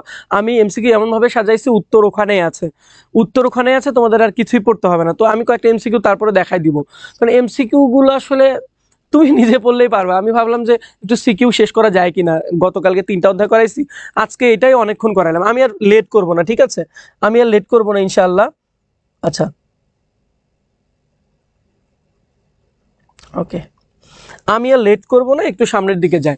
অষ্টম অধ্যায়, আমরা সপ্তম অধ্যায় শেষ করছি। কি বলছিলাম, যারা দেখো না আবার ভিডিওটা দেখবে, ভাইয়া কি বলছে, কি দেখতে হবে একটু বাসায় করবা। কোনো সমস্যা হলে এডুকা রুমের যে গ্রুপ আছে, এডুকা রুম স্কুলের যে ফেসবুক গ্রুপ আছে, সেখানে আমাকে মেনশন দিয়ে তুমি কি করতে পারো বলো তো, তুমি কোশ্চেন করতে পারো, আমি সমাধান করে দিব। তো এখন আসলে যে অষ্টম অধ্যায় কি বলো তো, আন্তর্জাতিক বাণিজ্য। এখান থেকে কি পড়তে হবে, এটা আসলে কোনো ম্যাথের কোনো কিছু নাই, শুধু হচ্ছে একটু বুঝে লেখা। পয়েন্ট করে লেখা। ওকে, কি কি আসলে আমরা পড়বো, কি কি পড়বো? আন্তর্জাতিক বাণিজ্য বা ইন্টারন্যাশনাল ট্রেড যেটাকে বলে, ঠিক আছে, ইন্টারন্যাশনাল ট্রেড যেটাকে বলে, ইন্টারন্যাশনাল, ঠিক আছে, ইন্টারন্যাশনাল, ইন্টারন্যাশনাল ট্রেড যেটাকে বলে। ট্রেড মানে কি বলতো? বাণিজ্য। ট্রেড মানে কি বলতো? বাণিজ্য। তাহলে ইন্টারন্যাশনাল ট্রেড যেটাকে বলে, তো এই আন্তর্জাতিক বাণিজ্যটা আমরা একটু দেখে ফেলবো যে কি কি আসলে পড়তে হবে এই অধ্যায় থেকে। দেখো যে আন্তর্জাতিক বাণিজ্যটা আসলে কি সেটা আমরা দেখব। এরপরে আমরা দেখব যে আন্তর্জাতিক বাণিজ্যের গুরুত্বটা দেখব, যে কেন আসলে আন্তর্জাতিক বাণিজ্যটা প্রয়োজন, গুরুত্বটা কি সেটা দেখব। এরপরে অভ্যন্তরীণ বাণিজ্য এবং আন্তর্জাতিক বাণিজ্য আমরা ডিটেইলে একটু দেখবো, যে অভ্যন্তরীণ বাণিজ্য আসলে কি। দেশের ভিতরে যখন কি বাণিজ্য করা হয় একটা পণ্যের, একটা দেশের এক প্রান্ত থেকে আরেক প্রান্তে। আর কি আন্তর্জাতিক বাণিজ্য যখন কি হয় একের অধিক দেশের মধ্যে, ঠিক আছে, একটা দেশের সাথে আরেকটা দেশের কিংবা কি অনেকগুলো দেশের, ঠিক আছে, যখন কি হয় পারস্পরিক আদান প্রদান হয় পণ্যের, তো সেটাকে আমরা কি বলবো? আন্তর্জাতিক বাণিজ্য। এগুলো তোমরা ইজিলি পারবা, ঠিক আছে। তো আমি জাস্ট বলে দিচ্ছি যে বৈদেশিক বাণিজ্যের তুলনায় বৈদেশিক সাহায্যের তুলনায় বৈদেশিক বাণিজ্য উত্তম। এই প্রশ্নটা ভালো করে পড়বে, আমি এখানে লিখে দিচ্ছি এই প্রশ্নটা ভালো করে পড়বে। কেন ভালো করে পড়বে? কারণ এই যে বৈদেশিক সাহায্য, অনেকে মনে করে বৈদেশিক সাহায্য যেটাকে আমরা ফরেন এইড বলি, কি বলি বলতো? ফরেন এইড বলি, ফরেন এইড বলি। এইড মানে হচ্ছে সাহায্য। এই যে ফরেন এইড বলি, এই যে ফরেন এইড বলি, এই ফরেন এইড কি ভালো একটা দেশের জন্য? ভালো না। আমরা যদি খেয়াল করি বাংলাদেশের কথা, যে বাংলাদেশ অনেক বেশি ফরেন এইড মানে ফরেন এইড আসে, এগুলো কিন্তু কোনো না কোনো সময় শোধ করতে হয়। যেমন আমি যদি মেট্রো রেলের কথা বলি, আমরা আমরা অনেকেই বলি যে, বা অনেকেই বলে থাকে যে মেট্রো রেল তো ভালোই হয়েছে, ভালোই করছে, কিন্তু দেখো মেট্রো রেল যে করছে, এই যে তোমার কাছ থেকে এতগুলো ভাড়া নিচ্ছে, এতগুলো টাকা নিচ্ছে, কিংবা হচ্ছে এটা টোল ফিস, তুমি নিশ্চয় পদ্মা সেতু করা হয়েছে, সারা জীবন টোল আদায় করা লাগছে, নিজের টাকা দিয়ে নিলে তাহলে টোল দেওয়া লাগে কেন? কথাটা বুঝছো? কথাটা হচ্ছে যে আমরা যেগুলো বৈদেশিক সাহায্য নিয়ে করি একবারে কোনো টাকা দেয় না, এটা কি করতে হয়? কোনো একটা শর্ত থাকে, সেই শর্তটা তোমাকে কি করতে হয়? পূর্ণ। ধরো আমি তোমাকে অন্য একটা দেশ জাপান আমাদের সাহায্য করলো, সাহায্যের নামে কি ওইটা কি শোধ করতে হবে কোনো না কোনো ভাবে, অথবা তারা টোল আদায় করবে, অথবা তারা ওই দেশ থেকে কোনো কোম্পানি পাঠাবে ওই প্রজেক্টটা সম্পন্ন করার জন্য। তো এইভাবে তারা ফরেন এইড গুলো দেয়। তো এই ফরেন এইড মোটেও একটা দেশের জন্য ভালো না। এই ফরেন এইড মানে অন্য একটা দেশের, একটা দেশ মূলত অন্য দেশের উপরে কি হয় বলতো? নির্ভরশীল হয়। এবং এই নির্ভরশীলতার ফলে তাদের যে ইকোনমিটা, তাদের যে অর্থনীতিটা, সেটা কিন্তু সামনের দিকে আগায় না। তো এই জন্য কি করতে হবে? যে বৈদেশিক সাহায্য আমরা নিব না, আমরা কি করব? বৈদেশিক বাণিজ্য করব, আমরা বৈদেশিক বাণিজ্য করব। এই জন্য বলছে যে বৈদেশিক সাহায্য মূলত তোমাকে একটা দেশের অর্থনীতিটা ভঙ্গুর করে দিবে, ওই দেশটা আসলে সামনে আগাতে পারবে না, ঠিক আছে। কিন্তু বৈদেশিক বাণিজ্য যদি করি করি তাহলে কি হবে বলতো? আমাদের দেশটা অর্থনৈতিকভাবে কিন্তু স্বাবলম্বী হবে বা অর্থনীতির দিক থেকে অনেক আগায় যাবে। এই প্রশ্নটা ভালো করে পড়বা, কারণ এটা গঘতে চলে আসে। আর এখান থেকে আন্তর্জাতিক বাণিজ্যের গুরুত্ব পড়বো, অভ্যন্তরীণ বাণিজ্য এবং আন্তর্জাতিক বাণিজ্য খুব ভালো করে পড়বো, ঠিক আছে। এই কয়েকটা প্রশ্নই আসে বেসিক্যালি, ঠিক আছে। এর বাইরে একটা দুইটা প্রশ্ন হয়তো এদিক সেদিক আসতে পারে অন্যান্য কিছু বোর্ডে। তো এগুলো হচ্ছে বেসিক প্রশ্ন, যেগুলো না দেখে যাওয়া উচিতে না, বুঝছো? না দেখে যাওয়া উচিতে না, ঠিক আছে। ওকে,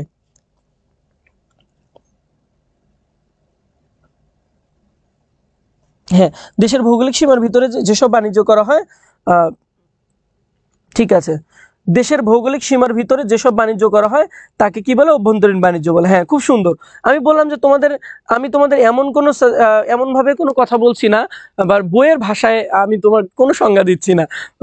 এখানে আমার স্টুডেন্ট আছে যারা আমার বেসিক্যালি আমার ইকোনমিক্স কোর্সের স্টুডেন্ট ছিল, ওদেরকে বেসিক টু অ্যাডভান্স আমি করাইছি। আল্লাহ জানে যে ওরা কতটুকু পারবে। ওরা আসলে পরীক্ষায় ভালো করলেই মূলত আমি কৃতজ্ঞ হব, কারণ ওদের ওদের জন্য আমি চেষ্টা করেছি যে ইয়া করার জন্য। আমার অনেক স্টুডেন্ট আছে তোমাদের সাথে কিন্তু করছে, তো কোনো সমস্যা নেই। যারা প্রথম আমার ক্লাস করছো না, আমি আসলে এই সময়ের মধ্যে তোমাকে কতটুকু জানাতে পারবো, কতটুকু শেখাতে পারবো সেটা জানি না, কিন্তু আমি আমার জায়গা থেকে তোমাকে একটা প্রস্তুতি নেওয়ার জন্য যেভাবে করা যায় সেটা করছি আসলে।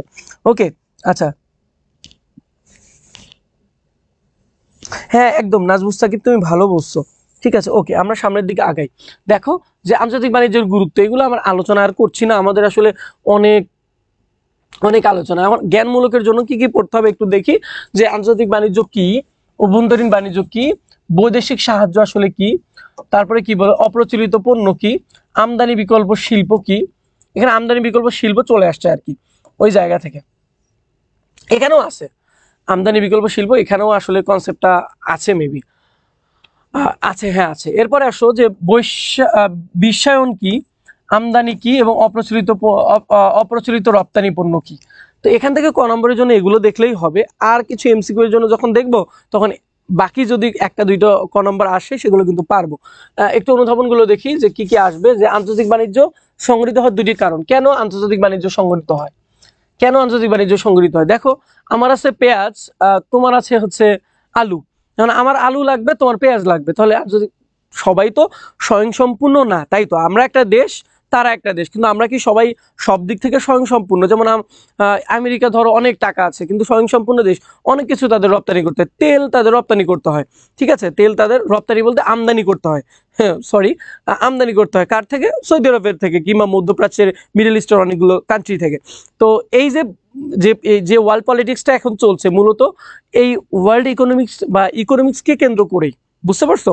বিশ্ব অর্থনীতিকে কেন্দ্র করে এই যে ওয়ার্ল্ড পলিটিক্সটা চলছে। তোমরা এখন দেখতে পাচ্ছ ইউক্রেনের সাথে রাশিয়ার যুদ্ধ হয়, কিংবা ইরানের সাথে আমেরিকার একটা স্নায়ু যুদ্ধ, কিংবা হচ্ছে ইসরায়েলের সাথে কার যুদ্ধ বলো তো?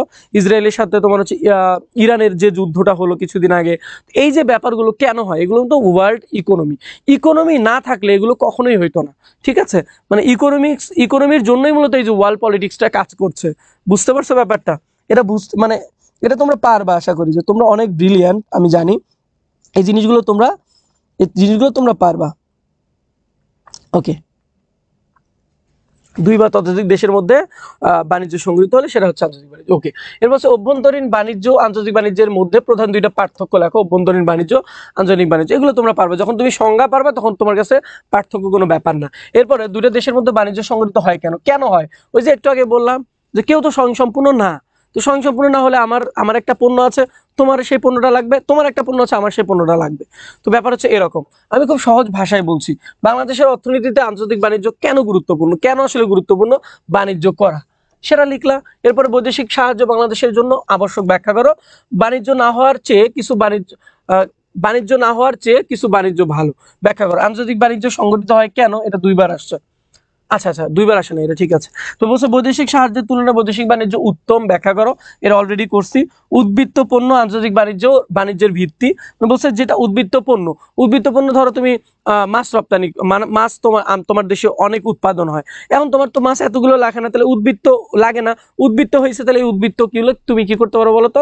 তুমি হচ্ছে এই উদ্বৃত্তগুলো কি রপ্তানি করতে পারবা। তো এটার ফলে কি হয়, তোমার আন্তর্জাতিক বাণিজ্য গড়ে ওঠে। ওকে, অপ্রচলিত রপ্তানি পণ্যগুলো আসলে কি, ঠিক আছে? ওকে,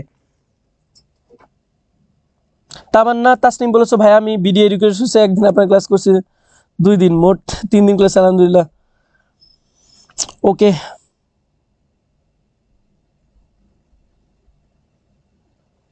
এগুলো পারি ভাইয়া। আর প্রিভিয়াস বোর্ড প্রশ্নগুলো সব করতে গিয়ে দেখলাম হ্যাঁ একদম ঘুরায় ঘুরায় সেম প্রশ্নগুলোই আসে। হ্যাঁ তামান্না, ঠিক আছে।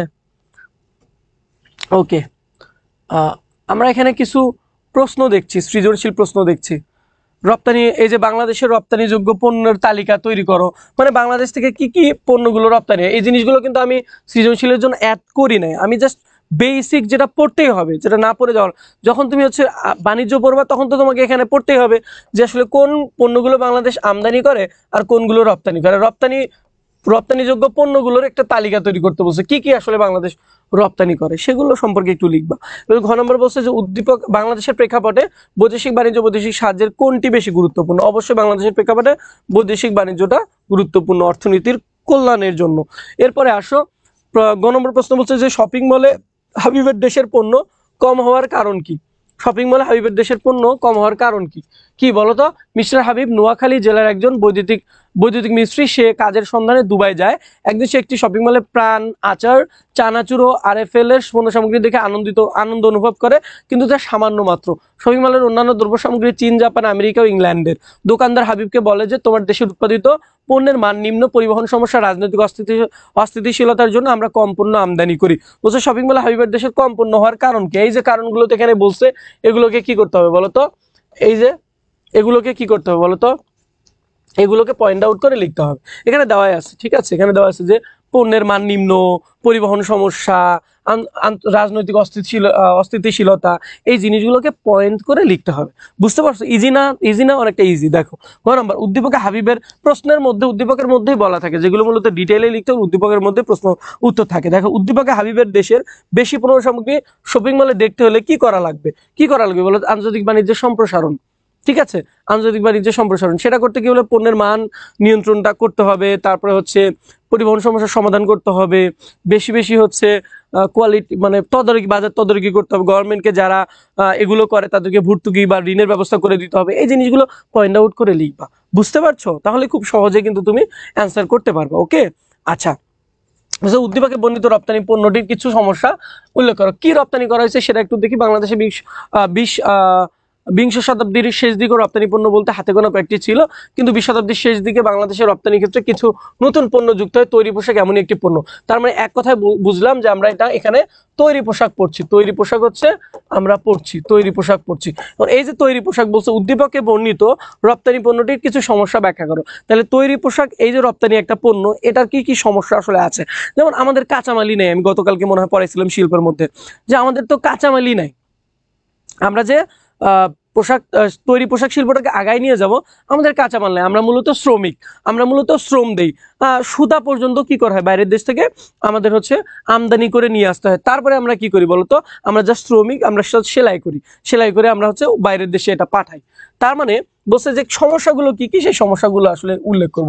যেমন কাঁচামালের হচ্ছে অপ্রাপ্তি বা কাঁচামালের একটা অভাব দেখা যায়, তারপরে শ্রমিকের নিম্ন মজুরি, শ্রমিকরা অদক্ষ, এই সমস্যাগুলো এখানে লিখলে হয়ে যাবে। কারণ বলছে যে উদ্দীপক অনুসারে তৈরি পোশাক শিল্পের ভবিষ্যৎ বিশ্লেষণ করো। তৈরি পোশাক শিল্পের ভবিষ্যৎ কিন্তু অনেক ভালো। তো সেই ভবিষ্যৎ সম্পর্কে তুমি একটু লিখলা যে সামনে এটা আগায় যাবে, কয়েকটা পয়েন্ট লিখলা যে কিভাবে আসলে আগায় যেতে পারে। এটা কিন্তু ভবিষ্যৎ, মানে তৈরি পোশাক শিল্পের ভবিষ্যৎ কিন্তু ভালো, সামনে আরো আগায় যাবে। কিংবা তৈরি পোশাক শিল্প বাংলাদেশে এখন প্রথম দ্বিতীয় মনে হয়। ঠিক আছে, এই আর কি। ওকে, এরপরে আসো, উদ্দীপকে চায়ের বাণিজ্যকে কি নামে অভিহিত করা যায়? এই যে বলছে বান্দরবানে প্রচুর আনারস উৎপাদন হয়, উৎপাদিত আনারসের মান যথেষ্ট ভালো, ব্যবসায়ীরা এই আনারস চট্টগ্রামের বাজারে নিয়ে গিয়ে বিক্রি করেন। আবার সিলেটে ভালো মানের প্রচুর চা উৎপাদন, উৎপাদিত চায়ের আমেরিকার বাজারে যথেষ্ট চাহিদা আছে। তার মানে এটা কোন হচ্ছে বাণিজ্য? এটা হচ্ছে আন্তর্জাতিক বাণিজ্য, কারণ সিলেটের চা আমেরিকায় যাচ্ছে, তার মানে এটা আন্তর্জাতিক বাণিজ্য। এরপরে বলছে আনারস এবং চা বাণিজ্যের পার্থক্য লেখো। তাহলে আনারসের বাণিজ্য হচ্ছে অভ্যন্তরীণ বাণিজ্য, আর চায়ের বাণিজ্য কি বলতো? চায়ের বাণিজ্য হচ্ছে আন্তর্জাতিক বাণিজ্য। তো দুইয়ের মধ্যে পার্থক্য, এই জায়গাটা তো আগেই বলছিলাম সাজেশন যখন দিছি। তাহলে এখানে এই জায়গাটা পড়লাম। কি ধরনের প্রশ্ন আসবে আশা করি যে তোমাদের বোঝা হয়েই গেল, কয়েকটা সৃজনশীল আমি সলভ করানোর ফলে। ওকে, আচ্ছা। এরপরে আসো নবম অধ্যায়। নবম অধ্যায় হচ্ছে আমাদের কি আছে? সরকারি অর্থ ব্যবস্থা। এখান থেকে জাস্ট গুছিয়ে পড়তে হবে। অনেকের কাছে কঠিন লাগে, কিন্তু অধ্যায়টা খুবই সহজ। ঠিক আছে, অধ্যায়টা খুবই সহজ, অনেকের কাছেই কঠিন লাগে, কিন্তু অধ্যায়টা কিন্তু খুবই সহজ।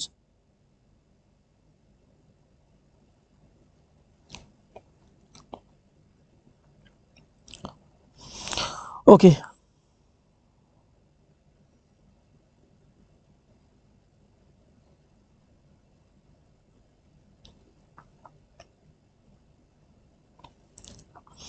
ওকে, জয়শ্রী সরকার নিঝুম। ওকে, সরকারি অর্থ ব্যবস্থা থেকে কি কি পড়বো? সরকারি অর্থ ব্যবস্থা। ওকে, আচ্ছা। আসো যে কি কি পড়বো, বলছে সরকারি ব্যয়ের খাতসমূহ পড়বো। মানে সরকার আসলে কোন কোন খাতে ব্যয় করে, মানে সরকারি ব্যয়ের খাতসমূহ কি কি সেটা আমরা দেখবো। যেমন শিক্ষা খাতে ব্যয় করে, স্বাস্থ্য খাতে ব্যয় করে, অবকাঠামো উন্নয়নে ব্যয় করে, কি কি ব্যয় করে। এরপরে সরকারি আয়ের খাত, মানে সরকার কোথা কোথা থেকে আয় করতে পারে।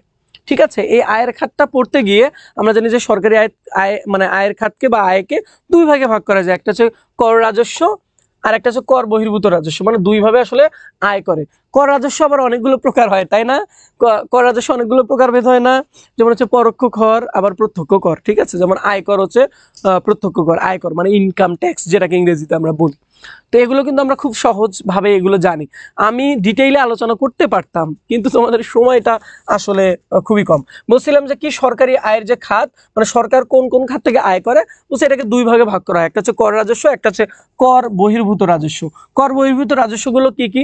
যেমন জরিমানা করে, তুমি জন্ম নিবন্ধন করবা, বিয়ের রেজিস্ট্রি, নিকা রেজিস্ট্রি করবা, এগুলোর যে টাকা, কিংবা হচ্ছে ধরো তুমি বাইক চালাইছো, বাইক চালাইতে গিয়ে তুমি হচ্ছে একটা নিয়ম অমান্য করছো, এই নিয়ম যে অমান্য করছো, তার মানে ট্রাফিক নিয়ম তুমি অমান্য করছো, তুমি কেস খাবা, টাকা হবে। ওই টাকাগুলো কি বলতো? সরকারের একটা আয়ের কিন্তু উৎস।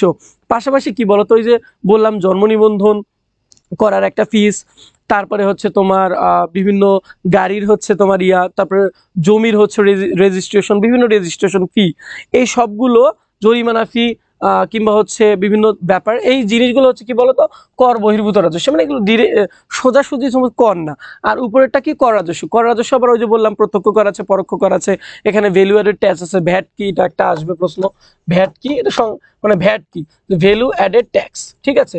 তারপরে পরোক্ষ কর কি, ওই যে যেটা হচ্ছে কি উৎপাদক আমাদের হয়ে দেয়, যেমন আমি একটা সোপ কিনতে গেলাম, সোপ কিনতে গিয়ে আমি সোপটা হচ্ছে 50 টাকা দিয়ে নিলাম, ওখানে দেখলাম যে ভ্যাট যুক্ত আছে সাথেই, তো আমি জাস্ট কিন্তু 50 টাকায় দিলাম, কিন্তু এই যে পণ্যদ্রব্যটা উৎপাদন করার সময় ওই উৎপাদনকারী প্রতিষ্ঠান কিন্তু গভর্নমেন্টকে অলরেডি কি দিয়েছে বলতো, আমার হয়ে কি পরিশোধ করেছে, করটা পরিশোধ করেছে, ভ্যাটটা পরিশোধ করেছে, এটা হচ্ছে পরোক্ষ কর, ঠিক আছে, আমার হয়ে অন্য কেউ দেওয়া।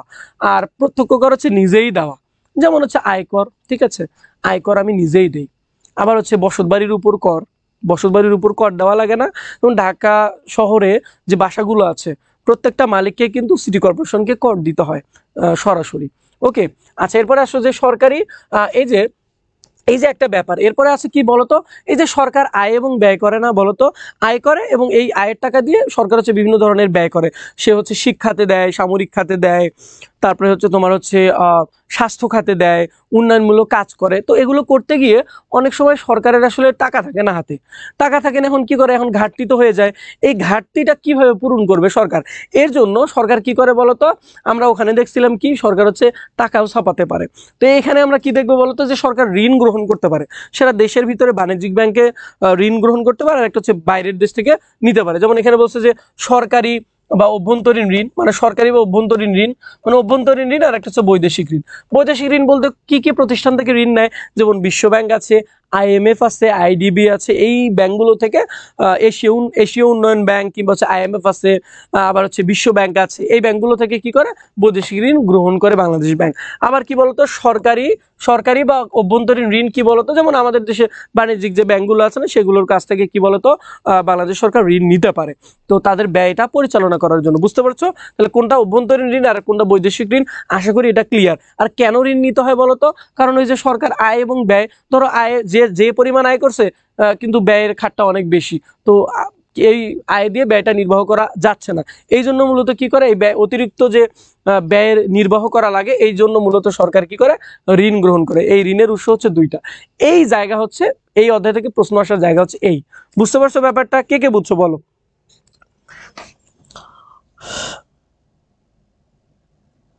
ওকে, কে কে বুঝতে পারছো বলো তো। ওকে ওকে, কে কে বুঝতে পারছো,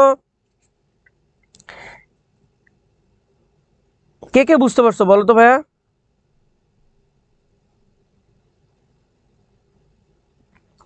কে কে বুঝতে পারছো এই পর্যন্ত, আমি এখন এমসিকিউ এ চলে যাব, ঠিক আছে। আশা করি যে তোমাদের আর কোনো সমস্যা হবে না, ঠিক আছে, আশা করি আর কোনো সমস্যা হবে না, ঠিক আছে। এখান থেকে এই যে সরকারি আয়ের যে প্রকারভেদটা, যে সরকার কিভাবে আয় করে, এই যে বললাম না আয়ের খাত হচ্ছে দুইটা, প্রধানত দুইটা, একটা হচ্ছে কর রাজস্ব, একটা কর বহির্ভূত রাজস্ব। এই কর রাজস্বকে আমরা কয়েকটা ভাগে আমরা ভাগ করি, যেমন আমরা বলছিলাম যে একটা প্রত্যক্ষ কর, পরোক্ষ কর। প্রত্যক্ষ কর হচ্ছে যেমন আয়কর, ঠিক আছে, প্রত্যক্ষ কর যেমন আয়কর, এটা বলছিলাম ইনকাম ট্যাক্স। তো এরপরে হচ্ছে কর বহির্ভূত, যে বলছিলাম যে ফি, জরিমানা, এগুলো। তো এরপরে হচ্ছে কি বলছিলাম, এটা সুন্দর করে পড়বা, কারণ সিকিউ এর জন্য এটাই বেশি গুরুত্বপূর্ণ, যে সরকারি আয়ের খাতগুলো ব্যাখ্যা করো, তখন এই দুইটাকে তুমি খুব সুন্দরভাবে ব্যাখ্যা করবা। কর রাজস্বের মধ্যে আগে কর রাজস্ব সম্পর্কে লিখবা, তারপরে কর রাজস্ব আসলে কত প্রকার হতে পারে, এর মধ্যে কি কি আছে, এরপরে কর বহির্ভূত রাজস্বের মধ্যে কি কি আছে, এগুলো লিখবা। আর ঋণের কথা তো বললাম, কোনটা হচ্ছে অভ্যন্তরীণ ঋণ আর কোনটা হচ্ছে বৈদেশিক ঋণ, ঠিক আছে। আশা করি তোমাদের ক্লিয়ার, এবং এর মধ্য দিয়ে আসলে কি হলো বলতো, আমাদের কিন্তু এই হচ্ছে দ্বিতীয় পত্রের সিকিউ এর আলোচনা শেষ। তারপরেও কয়েকটা ব্যাপার আসলে আর আলোচনা বাকি আছে, তো আসো যে আমরা আসলে একটু আলোচনা করি যে কি ধরনের জ্ঞানমূলক প্রশ্নগুলো তোমাদের আসবে এবং অনুধাবনমূলক প্রশ্নগুলো আসবে, যেগুলো সাজেশন আমি তোমাদের দিয়েছি। দেখো, সরকারি অর্থ ব্যবস্থা কাকে বলে, সরকারি আয় কি, সরকারি ব্যয় কি, পরোক্ষ কর কাকে বলে, যে আয়টা একটু আগে বললাম যে করটা আসলে আমাদের হয়ে ওই উৎপাদক প্রতিষ্ঠান বা আগেই দিয়ে দেয়। তারপরে আয়কর কি, ইনকাম ট্যাক্স যেটাকে বলি, প্রত্যক্ষ কর কাকে বলে, আবগারি শুল্ক কি, যেমন কর কাকে বলে, এরপরে ভ্যাটের পূর্ণরূপ কি, ভ্যালু অ্যাডেড ট্যাক্স। এটা কিন্তু এমসিকিউতে চলে আসতে পারে, আবার ক নম্বরেও কিন্তু চলে আসে। তো এখান থেকে এই ক নম্বরগুলো আমরা পড়বো। এরপরে খ নম্বরগুলো কি পড়বো, যে মূল্য সংযোজন করকে পরোক্ষ কর বলা হয় কেন। ওই যে একটু আগে বললাম মূল্য সংযোজন কর, ভ্যাট, এটা কে দেয় বলো তো? ওই যে উৎপাদক প্রতিষ্ঠান নিজে দেয়, এজন্য তো আমরা হচ্ছে আবার তাদেরকে দেই, তারা আবার সরকারকে দেয়, তার মানে এই জন্য এটাকে পরোক্ষ কর বলে। পরোক্ষ মানে তো কি, পরোক্ষ মানে তো তোমরা জানো, পরোক্ষ মানে হচ্ছে ব্যক্তি, মানে এক কথায় থার্ড পার্টির মাধ্যমে, ঠিক আছে। ওকে, সরকারি ব্যয় কিভাবে নগরায়নকে সহায়তা করে, বলছে সরকারি ব্যয় কিভাবে নগরায়নকে সহায়তা করে। সরকার যে ব্যয় করে, এই ব্যয় কি বলতো, উন্নয়নমূলক কাজের জন্যও না, ঠিক আছে। তো এইভাবে কিন্তু নগরায়নকে সহায়তা করে। তো এটা একটু ব্যাখ্যা করে লিখবা। বলছে ফি বাধ্যতামূলক দেয় না কেন, দিন দিন সরকারি ব্যয় বৃদ্ধি পাচ্ছে কেন। বলছে সরকারি ব্যয় কিভাবে কর্মসংস্থান ঘটায়। এরপরে সরকারি আয়ের উল্লেখযোগ্য উৎস সমূহ লেখো। এই যে দুইটা উৎস, কর রাজস্ব আর কর বহির্ভূত রাজস্ব। সরকার ঋণ গ্রহণ করে কেন, ওই যে কেন গ্রহণ করে সরকার ঋণ বলতো, যখন সে কি করতে পারে না বলতো, যখন সে আসলে তার আয়ের খাত দিয়ে ব্যয়টাকে পূরণ করতে পারে না, তখন মূলত সে ঋণ নেয়। এরপরে আসলে যে বৈদেশিক সাহায্যের তুলনায় বৈদেশিক বাণিজ্য উত্তম, এটা হচ্ছে আগের অধ্যায়ের প্রশ্ন, এখানে চলে আসছে, কোনো সমস্যা নেই, আমি এখানে দিয়েছি। এখন কয়েকটা সিকিউ দেখার একটু চেষ্টা করি। দেখো যে সাম্প্রতিককালে সরকার অর্থনৈতিক উন্নয়নের জন্য শিক্ষা, প্রতিরক্ষা এবং সামাজিক নিরাপত্তার উপর বিশেষ গুরুত্ব দিচ্ছেন। সেজন্য বিভিন্ন খাতে সরকারের ব্যয় বরাদ্দ বাড়ানো হচ্ছে। এ সকল ব্যয় নির্বাহের জন্য সরকার অনেক সময় দেশের জনগণ, আর্থিক বাণিজ্যিক প্রতিষ্ঠান থেকে ঋণ গ্রহণ করে, তাছাড়া আন্তর্জাতিক বাণিজ্য সংস্থা থেকেও ঋণ নেয়।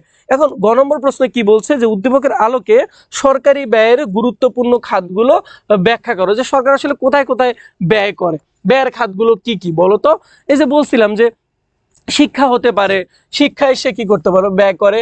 তো প্রতিরক্ষায় ব্যয় করে, সামরিক খাতে, সামাজিক নিরাপত্তার উপরেও ব্যয় করে, তারপর হচ্ছে উন্নয়নমূলক কাজের উপরেও ব্যয় করে। এই জিনিসগুলোকে তুমি পয়েন্ট করে লিখবে, কখনো ঢালাওভাবে লিখতে যাবে না, তাহলে নম্বর কম পাবা। পয়েন্ট করে লিখলে ভালো নম্বর পাবে, এটা মনে রাখবা। এরপরে ঘ নম্বর প্রশ্নটা আসলে, যে উদ্দীপকে যে ঋণের কথা বলা হয়েছে তার তুলনামূলক সুবিধার আলোকে কোনটি উত্তম বলে তুমি মনে করো। কোন ঋণের কথা বলা হচ্ছে বলো তো। যে এ সকল ব্যয় নির্বাহের জন্য সরকার অনেক সময় দেশের জনগণ, আর্থিক বাণিজ্যিক প্রতিষ্ঠান থেকে ঋণ গ্রহণ করে, তাছাড়া আন্তর্জাতিক বিভিন্ন সংস্থা থেকেও ঋণ নেয়, ঠিক আছে। প্রথমে উল্লেখ করে লিখতে হবে যে উদ্দীপকে যে ঋণের কথা বলা হয়েছে তার তুলনামূলক সুবিধার আলোকে কোনটি উত্তম বলে তুমি মনে করো। তার মানে প্রথমে তুমি উল্লেখ করবা যে এখানে বলা হচ্ছে কি, অভ্যন্তরীণ হচ্ছে ঋণ, অভ্যন্তরীণ ঋণ বা সরকারি ঋণ। তো এই যে অভ্যন্তরীণ ঋণ, এই অভ্যন্তরীণ ঋণ অবশ্য কার থেকে, আন্তর্জাতিক ঋণের থেকে সুবিধা নাকি হচ্ছে, মানে আন্তর্জাতিক কি বলতো। এই যে আন্তর্জাতিকের কথা বললাম, বৈদেশিক ঋণের কথা বললাম না, বৈদেশিক ঋণ, তাহলে এই বৈদেশিক ঋণের থেকে অভ্যন্তরীণ ঋণ কি উত্তম, সেটা সম্পর্কে তুমি এখানে তুলনা করবে, যে কেন উত্তম, তোমার কাছে কেন মনে হলো যে উত্তম, ঠিক আছে। এখানে পয়েন্ট করে লিখে ফেলবা। তো আশা করি যে এটাও বুঝছো, ঠিক আছে।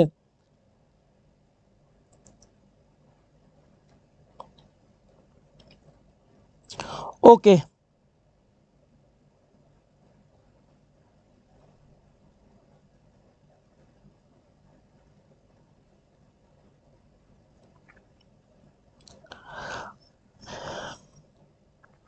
ওকে, তোমরা বুঝছো, এই পর্যন্ত বুঝছো তো? ওকে, ওকে, তোমরা এই পর্যন্ত বুঝছো আশা করি।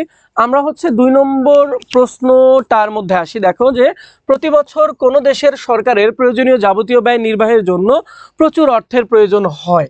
যে কথাটা একটু আগে বলছিলাম, এ ব্যয় নির্বাহের জন্য সরকার যেসব উৎস থেকে অর্থ সংস্থান করে থাকে সেগুলো হলো আয় ও মুনাফার উপর কর, সম্পত্তি ও সম্পদ কর, আমদানি শুল্ক, মাদক শুল্ক, রপ্তানি শুল্ক, মূল্য সংযোজন কর, যানবাহন কর, সমপূরক শুল্ক, জরিমানা, ইজারা, রেলওয়ে, ডাক বিভাগ ইত্যাদি। সরকার আরো অনেক উৎস থেকে অর্থ সংগ্রহ করে থাকে।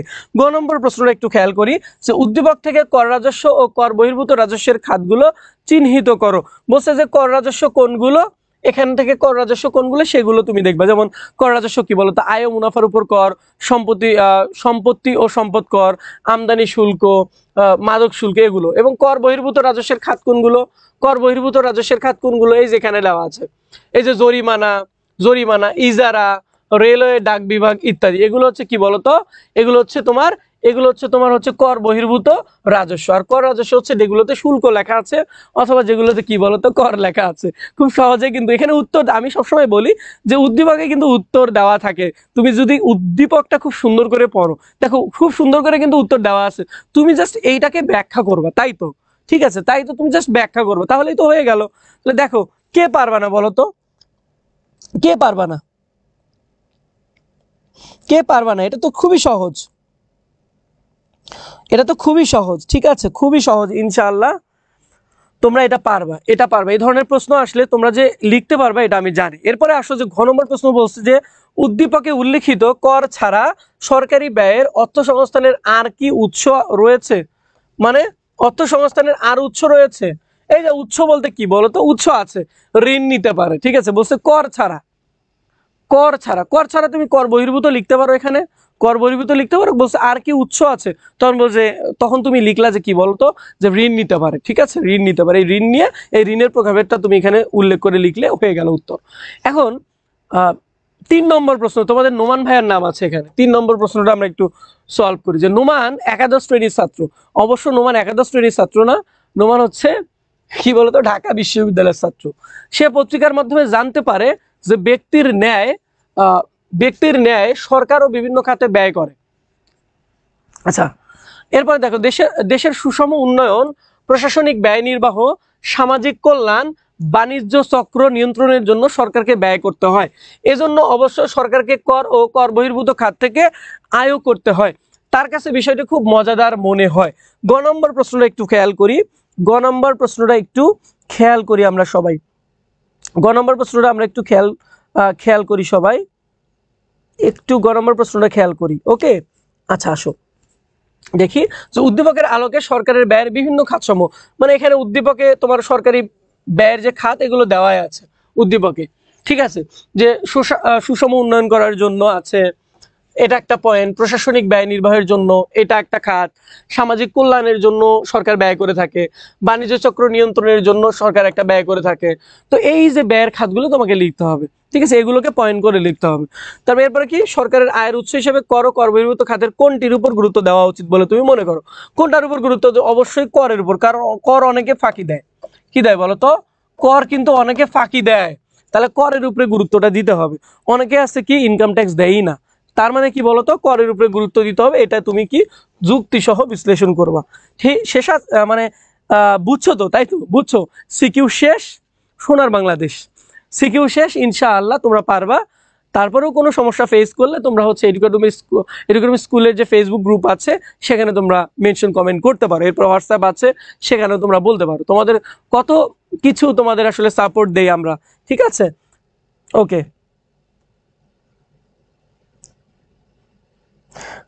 আমার কষ্ট, আমার কমেন্ট একদিনও ভাইয়া দেখে না। ইসলামী সৈনিক, তোমার নামটা সুন্দর করে, মানে সুন্দর আছে, কিন্তু তোমার অরিজিনাল নামটা দিলে ভালো, ঠিক আছে, তুমি নিকনেম এটা ব্যবহার করতে পারো যে জুবাহের ইসলামী সৈনিক, তাহলে ঠিক ছিল, কিন্তু তুমি ডিরেক্টলি আইডির নাম দিলে ইসলামী সৈনিক। ঠিক আছে, ওকে,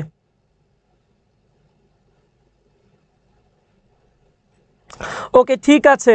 আমরা আশা করি যে তোমরা, বলছে নাজমুল সাকিব বলছে ভাইয়া আপনি জাবির স্টুডেন্ট, জাবি না জবি, জাবি না হচ্ছে জবি, জবি।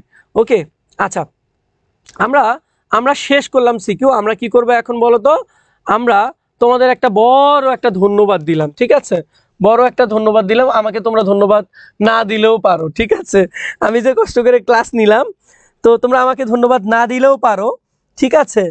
আচ্ছা, তো এখন আমরা কি করব বলো তো, এখন আমরা এমসিকিউতে চলে যাব। একটু এই পিডিএফটা একটু তোমাদের জন্য একটু সেভ করি আমি, এই পিডিএফটা একটু সেভ করি তোমাদের জন্য, এই পিডিএফটা তোমাদের জন্য একটু সেভ করি, ঠিক আছে। ওকে, দাঁড়াও, ইকোনমিক্স, ইকোনমিক্স সেকেন্ড, ওকে, ঠিক আছে, ওকে, ইকোনমিক্স সেকেন্ড, ওকে। আচ্ছা, আর কিছু লিখলাম না। তো এটা হচ্ছে অনেক বড় স্লাইড, এটা একটু লোডিং হচ্ছে, এটা সেভ করলাম তোমাদের দেওয়ার জন্য, ঠিক আছে, তোমরা এটা হচ্ছে পাবা। তো এখন আমি এমসিকিউটা ওপেন করব, ঠিক আছে। ওকে ভাইয়া, এখন কি এমসিকিউ হবে? হ্যাঁ, এমসিকিউ যতটুকু পারি আমি হচ্ছে এমসিকিউ সলভ করাবো, আর এমসিকিউ এরপরে তো তোমরা পারবো।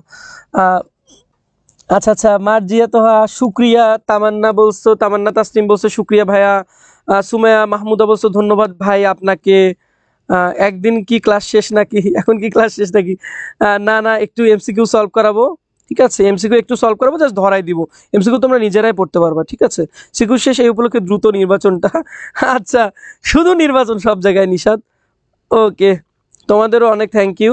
ওকে, তোমরাও আসলে অনেক ধৈর্য, তো তোমরা আসলে অনেক ধৈর্য নিয়ে আসলে ক্লাসটা দেখছো, আসলে তোমাদের ধৈর্যের তারিফ করা লাগে আমার, ঠিক আছে? তো তোমরা যে এতটা ধৈর্যশীল, এখনকার ছেলে মেয়ে আসলে ধৈর্য ধরে রাখতে পারে না, ঠিক আছে? ধৈর্য ধরে রাখতে পারে না, তোমরা সেক্ষেত্রে আসলে ব্যতিক্রম। তোমরা ধৈর্য ধরে এই যে ভাইয়ের বকবকগুলো শুনলা, এই বকবকটা আসলে তোমাদের কাজে লাগবে, তোমাদের কাজে লাগবে আশা করি আমি, ঠিক আছে? আশা করি তোমাদের এই বকবকটা আসলে কাজে লাগবে ইনশাল্লাহ। তো আমাদের হচ্ছে এটা কমপ্লিট হচ্ছে, এটা কমপ্লিট হলে আমরা এমসিকিউটা ওপেন করে ফেলবো, ঠিক আছে? তো তোমরা সবাই থাকো, আর একবার হচ্ছে সবাই কিন্তু একটু সবাইকে মেনশন দিতে পারো যে এখন এমসিকিউ হবে, সবাই একটু আসো ক্লাসে, ঠিক আছে? ওকে, এখন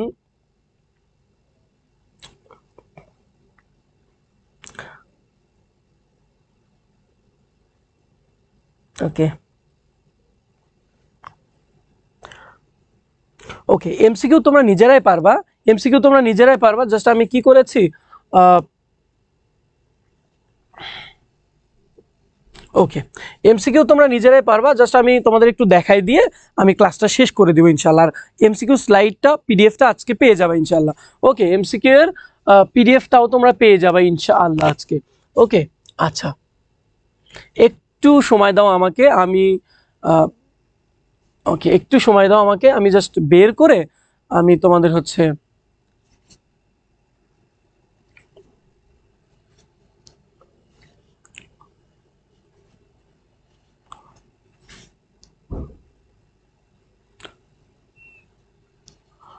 জানি না ইকোনমিক্সটা কোথায়।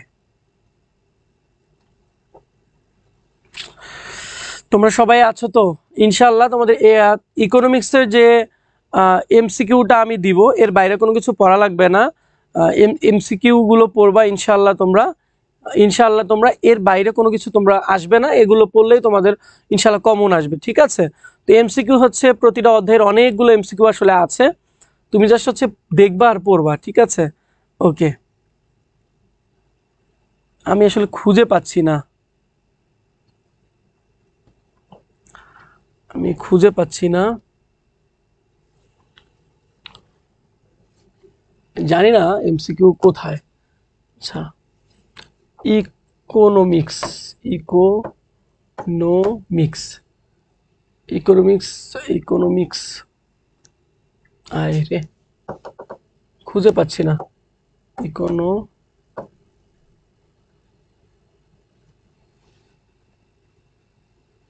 এটা তো হচ্ছে, দেখি ইকোনমিক্স সেকেন্ডের কি আসে। আচ্ছা, আসলো না, আমি জানি না ক্লাসটা কোথায়, মানে আমার স্লাইডটা কোথায়। ও আচ্ছা, পাইছি পাইছি পাইছি পাইছি, পাইছি। তো তোমরা আসলে, এই তো পাইছি, একটু ওয়েট করো ভাইয়া, একটু ওয়েট করো, আমি কিন্তু এমসিকিউটা বের করছি, ঠিক আছে? মনে করো যে এখন কি বের করছি বলো তো, একটা অমূল্য ধন বের করছি, ঠিক আছে? এখানে ছিল না, হ্যাঁ? আমি টুডেস ক্লাসে গেছি, পাই না। হ্যাঁ হ্যাঁ, ডাউনলোড দিছি, ঠিক আছে, সামনেই ছিল। ওকে, ঠিক আছে। ওকে, কে কে আছো ক্লাসে বলো তো? সবাই একটু, সবাই একটু মেনশন দাও সবাইকে, সবাই কিন্তু মেনশন দাও একটু। ওকে, আচ্ছা, আমি জাস্ট একটু সময় নিলাম, এই যে এমসিকিউটা আমরা ওপেন করে ফেললাম, এমসিকিউটা আমরা ওপেন করে ফেললাম। ওকে, আচ্ছা, ওকে। নাহিদা একটা রুবি বলেছো কারেন্ট চলে গেছিল, 1.5 ঘন্টা পর আসলাম, কোনো সমস্যা নেই। আচ্ছা, এটা যে তোমরা দেখতে পারবা না, আহ, এটা আমি সন্দিহান, ঠিক আছে? এই জন্য আসলে আমি এমসিকিউ সলভ করাতে চাইনি। ওকে, আচ্ছা, একটু দেখি মুডে ওপেন হয় কিনা, হয় না। তো একটু দেখো যে আমরা যদি, তোমরা কি দেখতে পারো? দেখো তো, দেখতে পারো? আমি জানি না তোমরা কতটুকু দেখতে পারবা, কারণ এটা তো পিডিএফ, আমি আলাদা করে স্লাইড করি নাই। জাস্ট কেন করি নাই, উত্তর সহ করছি তো, উত্তর সহ করছি এবং সব অধ্যায়ের করছি, ঠিক আছে। এই জন্য আসলে আলাদা করে স্লাইড করি নাই, যেন আমি এটাই তোমাকে দেই, তোমাদের যেন পড়তে কোনো অসুবিধা না হয়, এই জন্য এইভাবেই করা। তো জানি না কতটুকু তোমরা দেখতে পারছো, কতটুকু তোমরা দেখতে পারবা, আমি জানি না কতটুকু দেখতে পারবা। তারপর আমি একটু নিজে নিজে পড়ার চেষ্টা করবো, তাহলে হয়তো বুঝবা। দেখো তো দেখা যায় কিনা, দেখো তো দেখা যায় কিনা। ওকে ওকে, দেখো তো দেখা যায় কিনা। ওকে, দেখো এমসিকিউ গুলো দেখা যায় কিনা, দেখো এমসিকিউ গুলো দেখা যায় কিনা একটু খেয়াল করো। আর এটা তো পিডিএফ পেয়ে যাবা, তাহলে তো তুমি নিজেরাই পড়তে পারবা। জাস্ট আমি একটু জাস্ট ধরাই দিই, ঠিক আছে। সবগুলোই পড়বা, সবগুলোই পড়বা, কোনো কিছু বাদ দিবা না, একটু বুঝে বুঝে পড়বা, ঠিক আছে। ওকে, উত্তর কিন্তু পাশে দেওয়া আছে, ঠিক আছে। আবার উত্তর দেখে অ্যান্সার করো না। ওকে, দেখো যে প্রথমে কি আছে বলো তো। ইগার, ইগার গেস কালচারা কোন ভাষার শব্দ? এই যে ইগার, আমি বলছিলাম কোন ভাষার শব্দ বলো তো। ইগার কোন ভাষার শব্দ? আমি কিন্তু গত গত গত ক্লাসে বলছিলাম ইগার এবং হচ্ছে কি বলতো, ইগার এবং কালচারা বা কালচারা কোন ভাষার শব্দ বলতো। আমি বলছিলাম যে এই দুইটা হচ্ছে ল্যাটিন ভাষার শব্দ। কি বলছিলাম গত ক্লাসে যখন কৃষি অধ্যায়টা, ভাইয়া দেখাই তো যায় না। হ্যাঁ, আমি এক্স্যাক্টলি এটাই আসলে ইয়া করছিলাম। জাস্ট আমি 10-12টা একটু এমসিকিউ একটু দেখাই দেই, তোমরা নিজেরাই পড়ে ফেলতে পারবা। যেহেতু দেখা যায় না, আমি একদম হচ্ছে পিডিএফ বানাইছি তোমাদের জন্য, কোনো স্লাইড বানাই নাই, ঠিক আছে। আলাদা করে কোনো স্লাইড বানাই নাই, আমি পিডিএফ বানাইছি, এটা তোমরা নিজেরাই পড়ে ফেলতে পারবো। ওকে, একটু দেখি। জাস্ট আমি বলি যে ইগার গেস এবং কালচার কোন ভাষার শব্দ? এটা হচ্ছে ল্যাটিন ভাষার শব্দ। তো এরপরে কি আছে বলতো, আমি নিজে একটু পড়ছি, তোমরা জাস্ট হচ্ছে আচ্ছা একটু জুম করেন ভাইয়া। জুম জুম করা যায় না, এটা আসলে জুম করা যায় না, এটা জুম করা যায় না, ঠিক আছে। মুড ওপেন হলে তাহলে জুম করা যায় তো। ওকে, আচ্ছা আচ্ছা, একটু একটু আমি আসলে এখানে না ওপেন করে আমি ইয়াতে ওপেন করি। দাঁড়াও দাঁড়াও দেখি, একটু সময় দাও, কয়েকটা সেকেন্ড সময় দাও।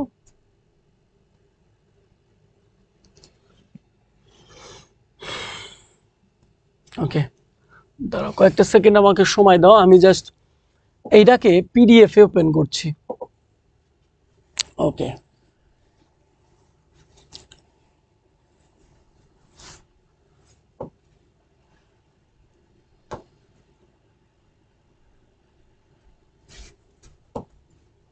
ওকে, এখন দেখতে পারবা, দেখছো? এখন এখন দেখতে পারবা না? এই তো দেখছো, এখন কিন্তু খুবই সহজেই দেখতে পারবা, ঠিক আছে। খুবই সহজেই দেখতে পারবা, এখন দেখতে পারবা না? বলো, এখন পারো দেখতে? দেখো, এখন কিন্তু দেখতে পারো।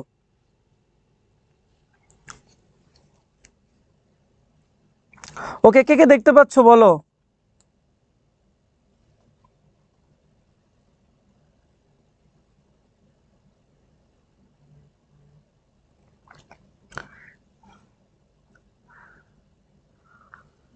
ওকে, দেখো তোমরা আসলে দেখতে পাচ্ছ এখন, আমি জানি। দেখো 1 নম্বর প্রশ্নটা যে ইগার গেইস কালচার কোন ভাষার শব্দ? হচ্ছে ল্যাটিন ভাষার শব্দ।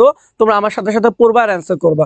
ইগার শব্দের অর্থ কি? ইগার শব্দের অর্থ হচ্ছে মাঠ, আর হচ্ছে কালচারা শব্দের অর্থ হচ্ছে চাষ করা, ঠিক আছে। ইগার শব্দের অর্থ হচ্ছে মাঠ। দেন 3 নম্বর হচ্ছে কালচারা শব্দের অর্থ কি? কালচারা শব্দের অর্থ হচ্ছে চাষ করা। 3-এর হচ্ছে খ। এরপরে 4 নম্বর এগ্রিকালচার কোন ভাষার শব্দ? তাহলে কি হবে? এগ্রিকালচার কোন ভাষার শব্দ? এগ্রিকালচার হচ্ছে ইংরেজি, কিন্তু এগ্রিকালচারাল যে ইংরেজি শব্দ সেটা হচ্ছে দুইটা ল্যাটিন শব্দ থেকে আসছে, একটা হচ্ছে ইগার আর একটা হচ্ছে কালচারা থেকে আসছে। 4-এর হচ্ছে এগ্রিকালচারের কোন ভাষার শব্দ? তখন হবে ইংরেজি। এটা কিন্তু কনফিউজ প্রশ্ন, ঠিক আছে, এটা কিন্তু কনফিউজ করে দিবে তোমাদের। ওকে, আচ্ছা এরপরে আসো যে কি হবে, যে 5 নম্বর প্রশ্নটা একটু খেয়াল করো, যে কোনটি পৃথিবীর প্রাচীন ও বৃহত্তম শিল্প? ভূমি চাষ করা, কর্ষণ, কৃষি, নাকি হচ্ছে কি? কোনটি পৃথিবীর প্রাচীন ও বৃহত্তম শিল্প? কোনটা হবে বলো তো?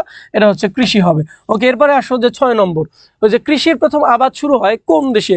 প্যালেস্টাইনে, মানে বর্তমানে যেটাকে আমরা কি বলি বলো তো? প্যালেস্টাইন মানে ফিলিস্তিন, মানে প্যালেস্টাইন হচ্ছে ইংরেজিতে, আর বাংলাতে হচ্ছে আমরা বলি ফিলিস্তিন। ওকে, মিশর, প্রাচীন গ্রিসে, আফ্রিকায়, কোথায় হবে? এটা হচ্ছে কৃষির প্রথম আবাদ শুরু হয় কোন দেশে? এটা হচ্ছে প্যালেস্টাইন বা ফিলিস্তিনে। 7 নম্বর প্রশ্নটা দেখো, যে আজ থেকে কত বছর আগে কৃষিভিত্তিক সমাজের যাত্রা শুরু হয়েছিল? প্রায় 2000, প্রায় 8000 বছর, প্রায় 5000 বছর।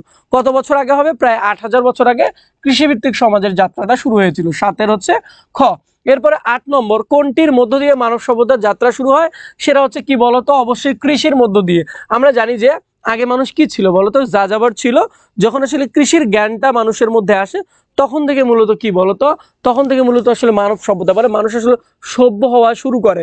ঠিক আছে, তখন থেকে মানুষ আসলে সভ্য হওয়া শুরু করে। বলা হচ্ছে কোনটির মধ্যে দিয়ে মানব সভ্যতার যাত্রা শুরু হয়? সেটা হচ্ছে কৃষি হবে।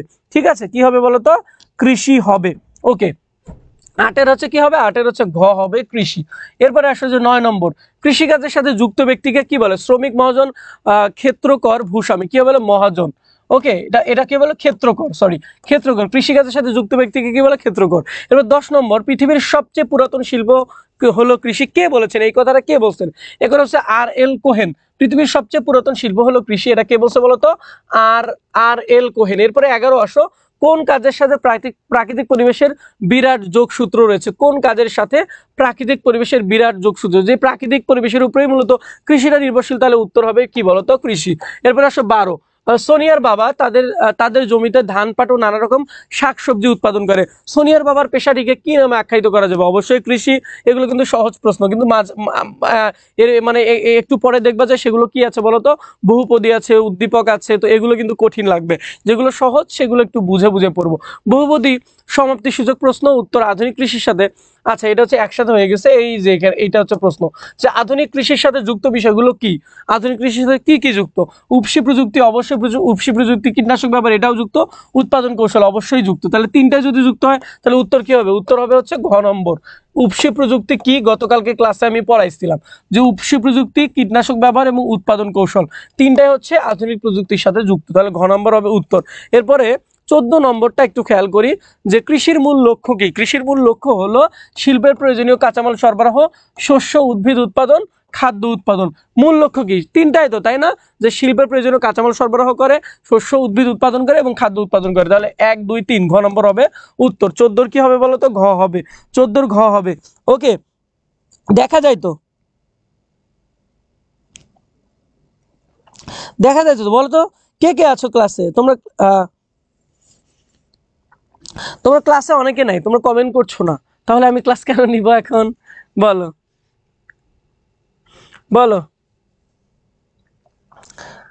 আমি বুঝতে পারছি তোমরা এটা পড়ে নিবা, আমি বুঝতে পারছি তোমরা এটা পড়ে নিবা। আসলে আমি যা পড়ানোর সেটা কিন্তু পড়াই দিচ্ছি অলরেডি। এটা পড়ে নিবা, ঠিক আছে? কিন্তু কিছু প্রাসঙ্গিক আলোচনা ছিল, কিছু রিলেভেন্ট আলোচনা ছিল, যেগুলো আসলে আমি তোমাদের করাই দিতাম, কিন্তু তোমরা ক্লাসে অনেকেই নাই। তো ঠিক আছে, আমি আর ক্লাস কন্টিনিউ করছি না। ইনশাআল্লাহ আমাদের দ্বিতীয় আছো কয়েকজন, বেশ কয়েকজন আছো দেখি ক্লাসে। ঠিক আছে, বেশ কয়েকজন।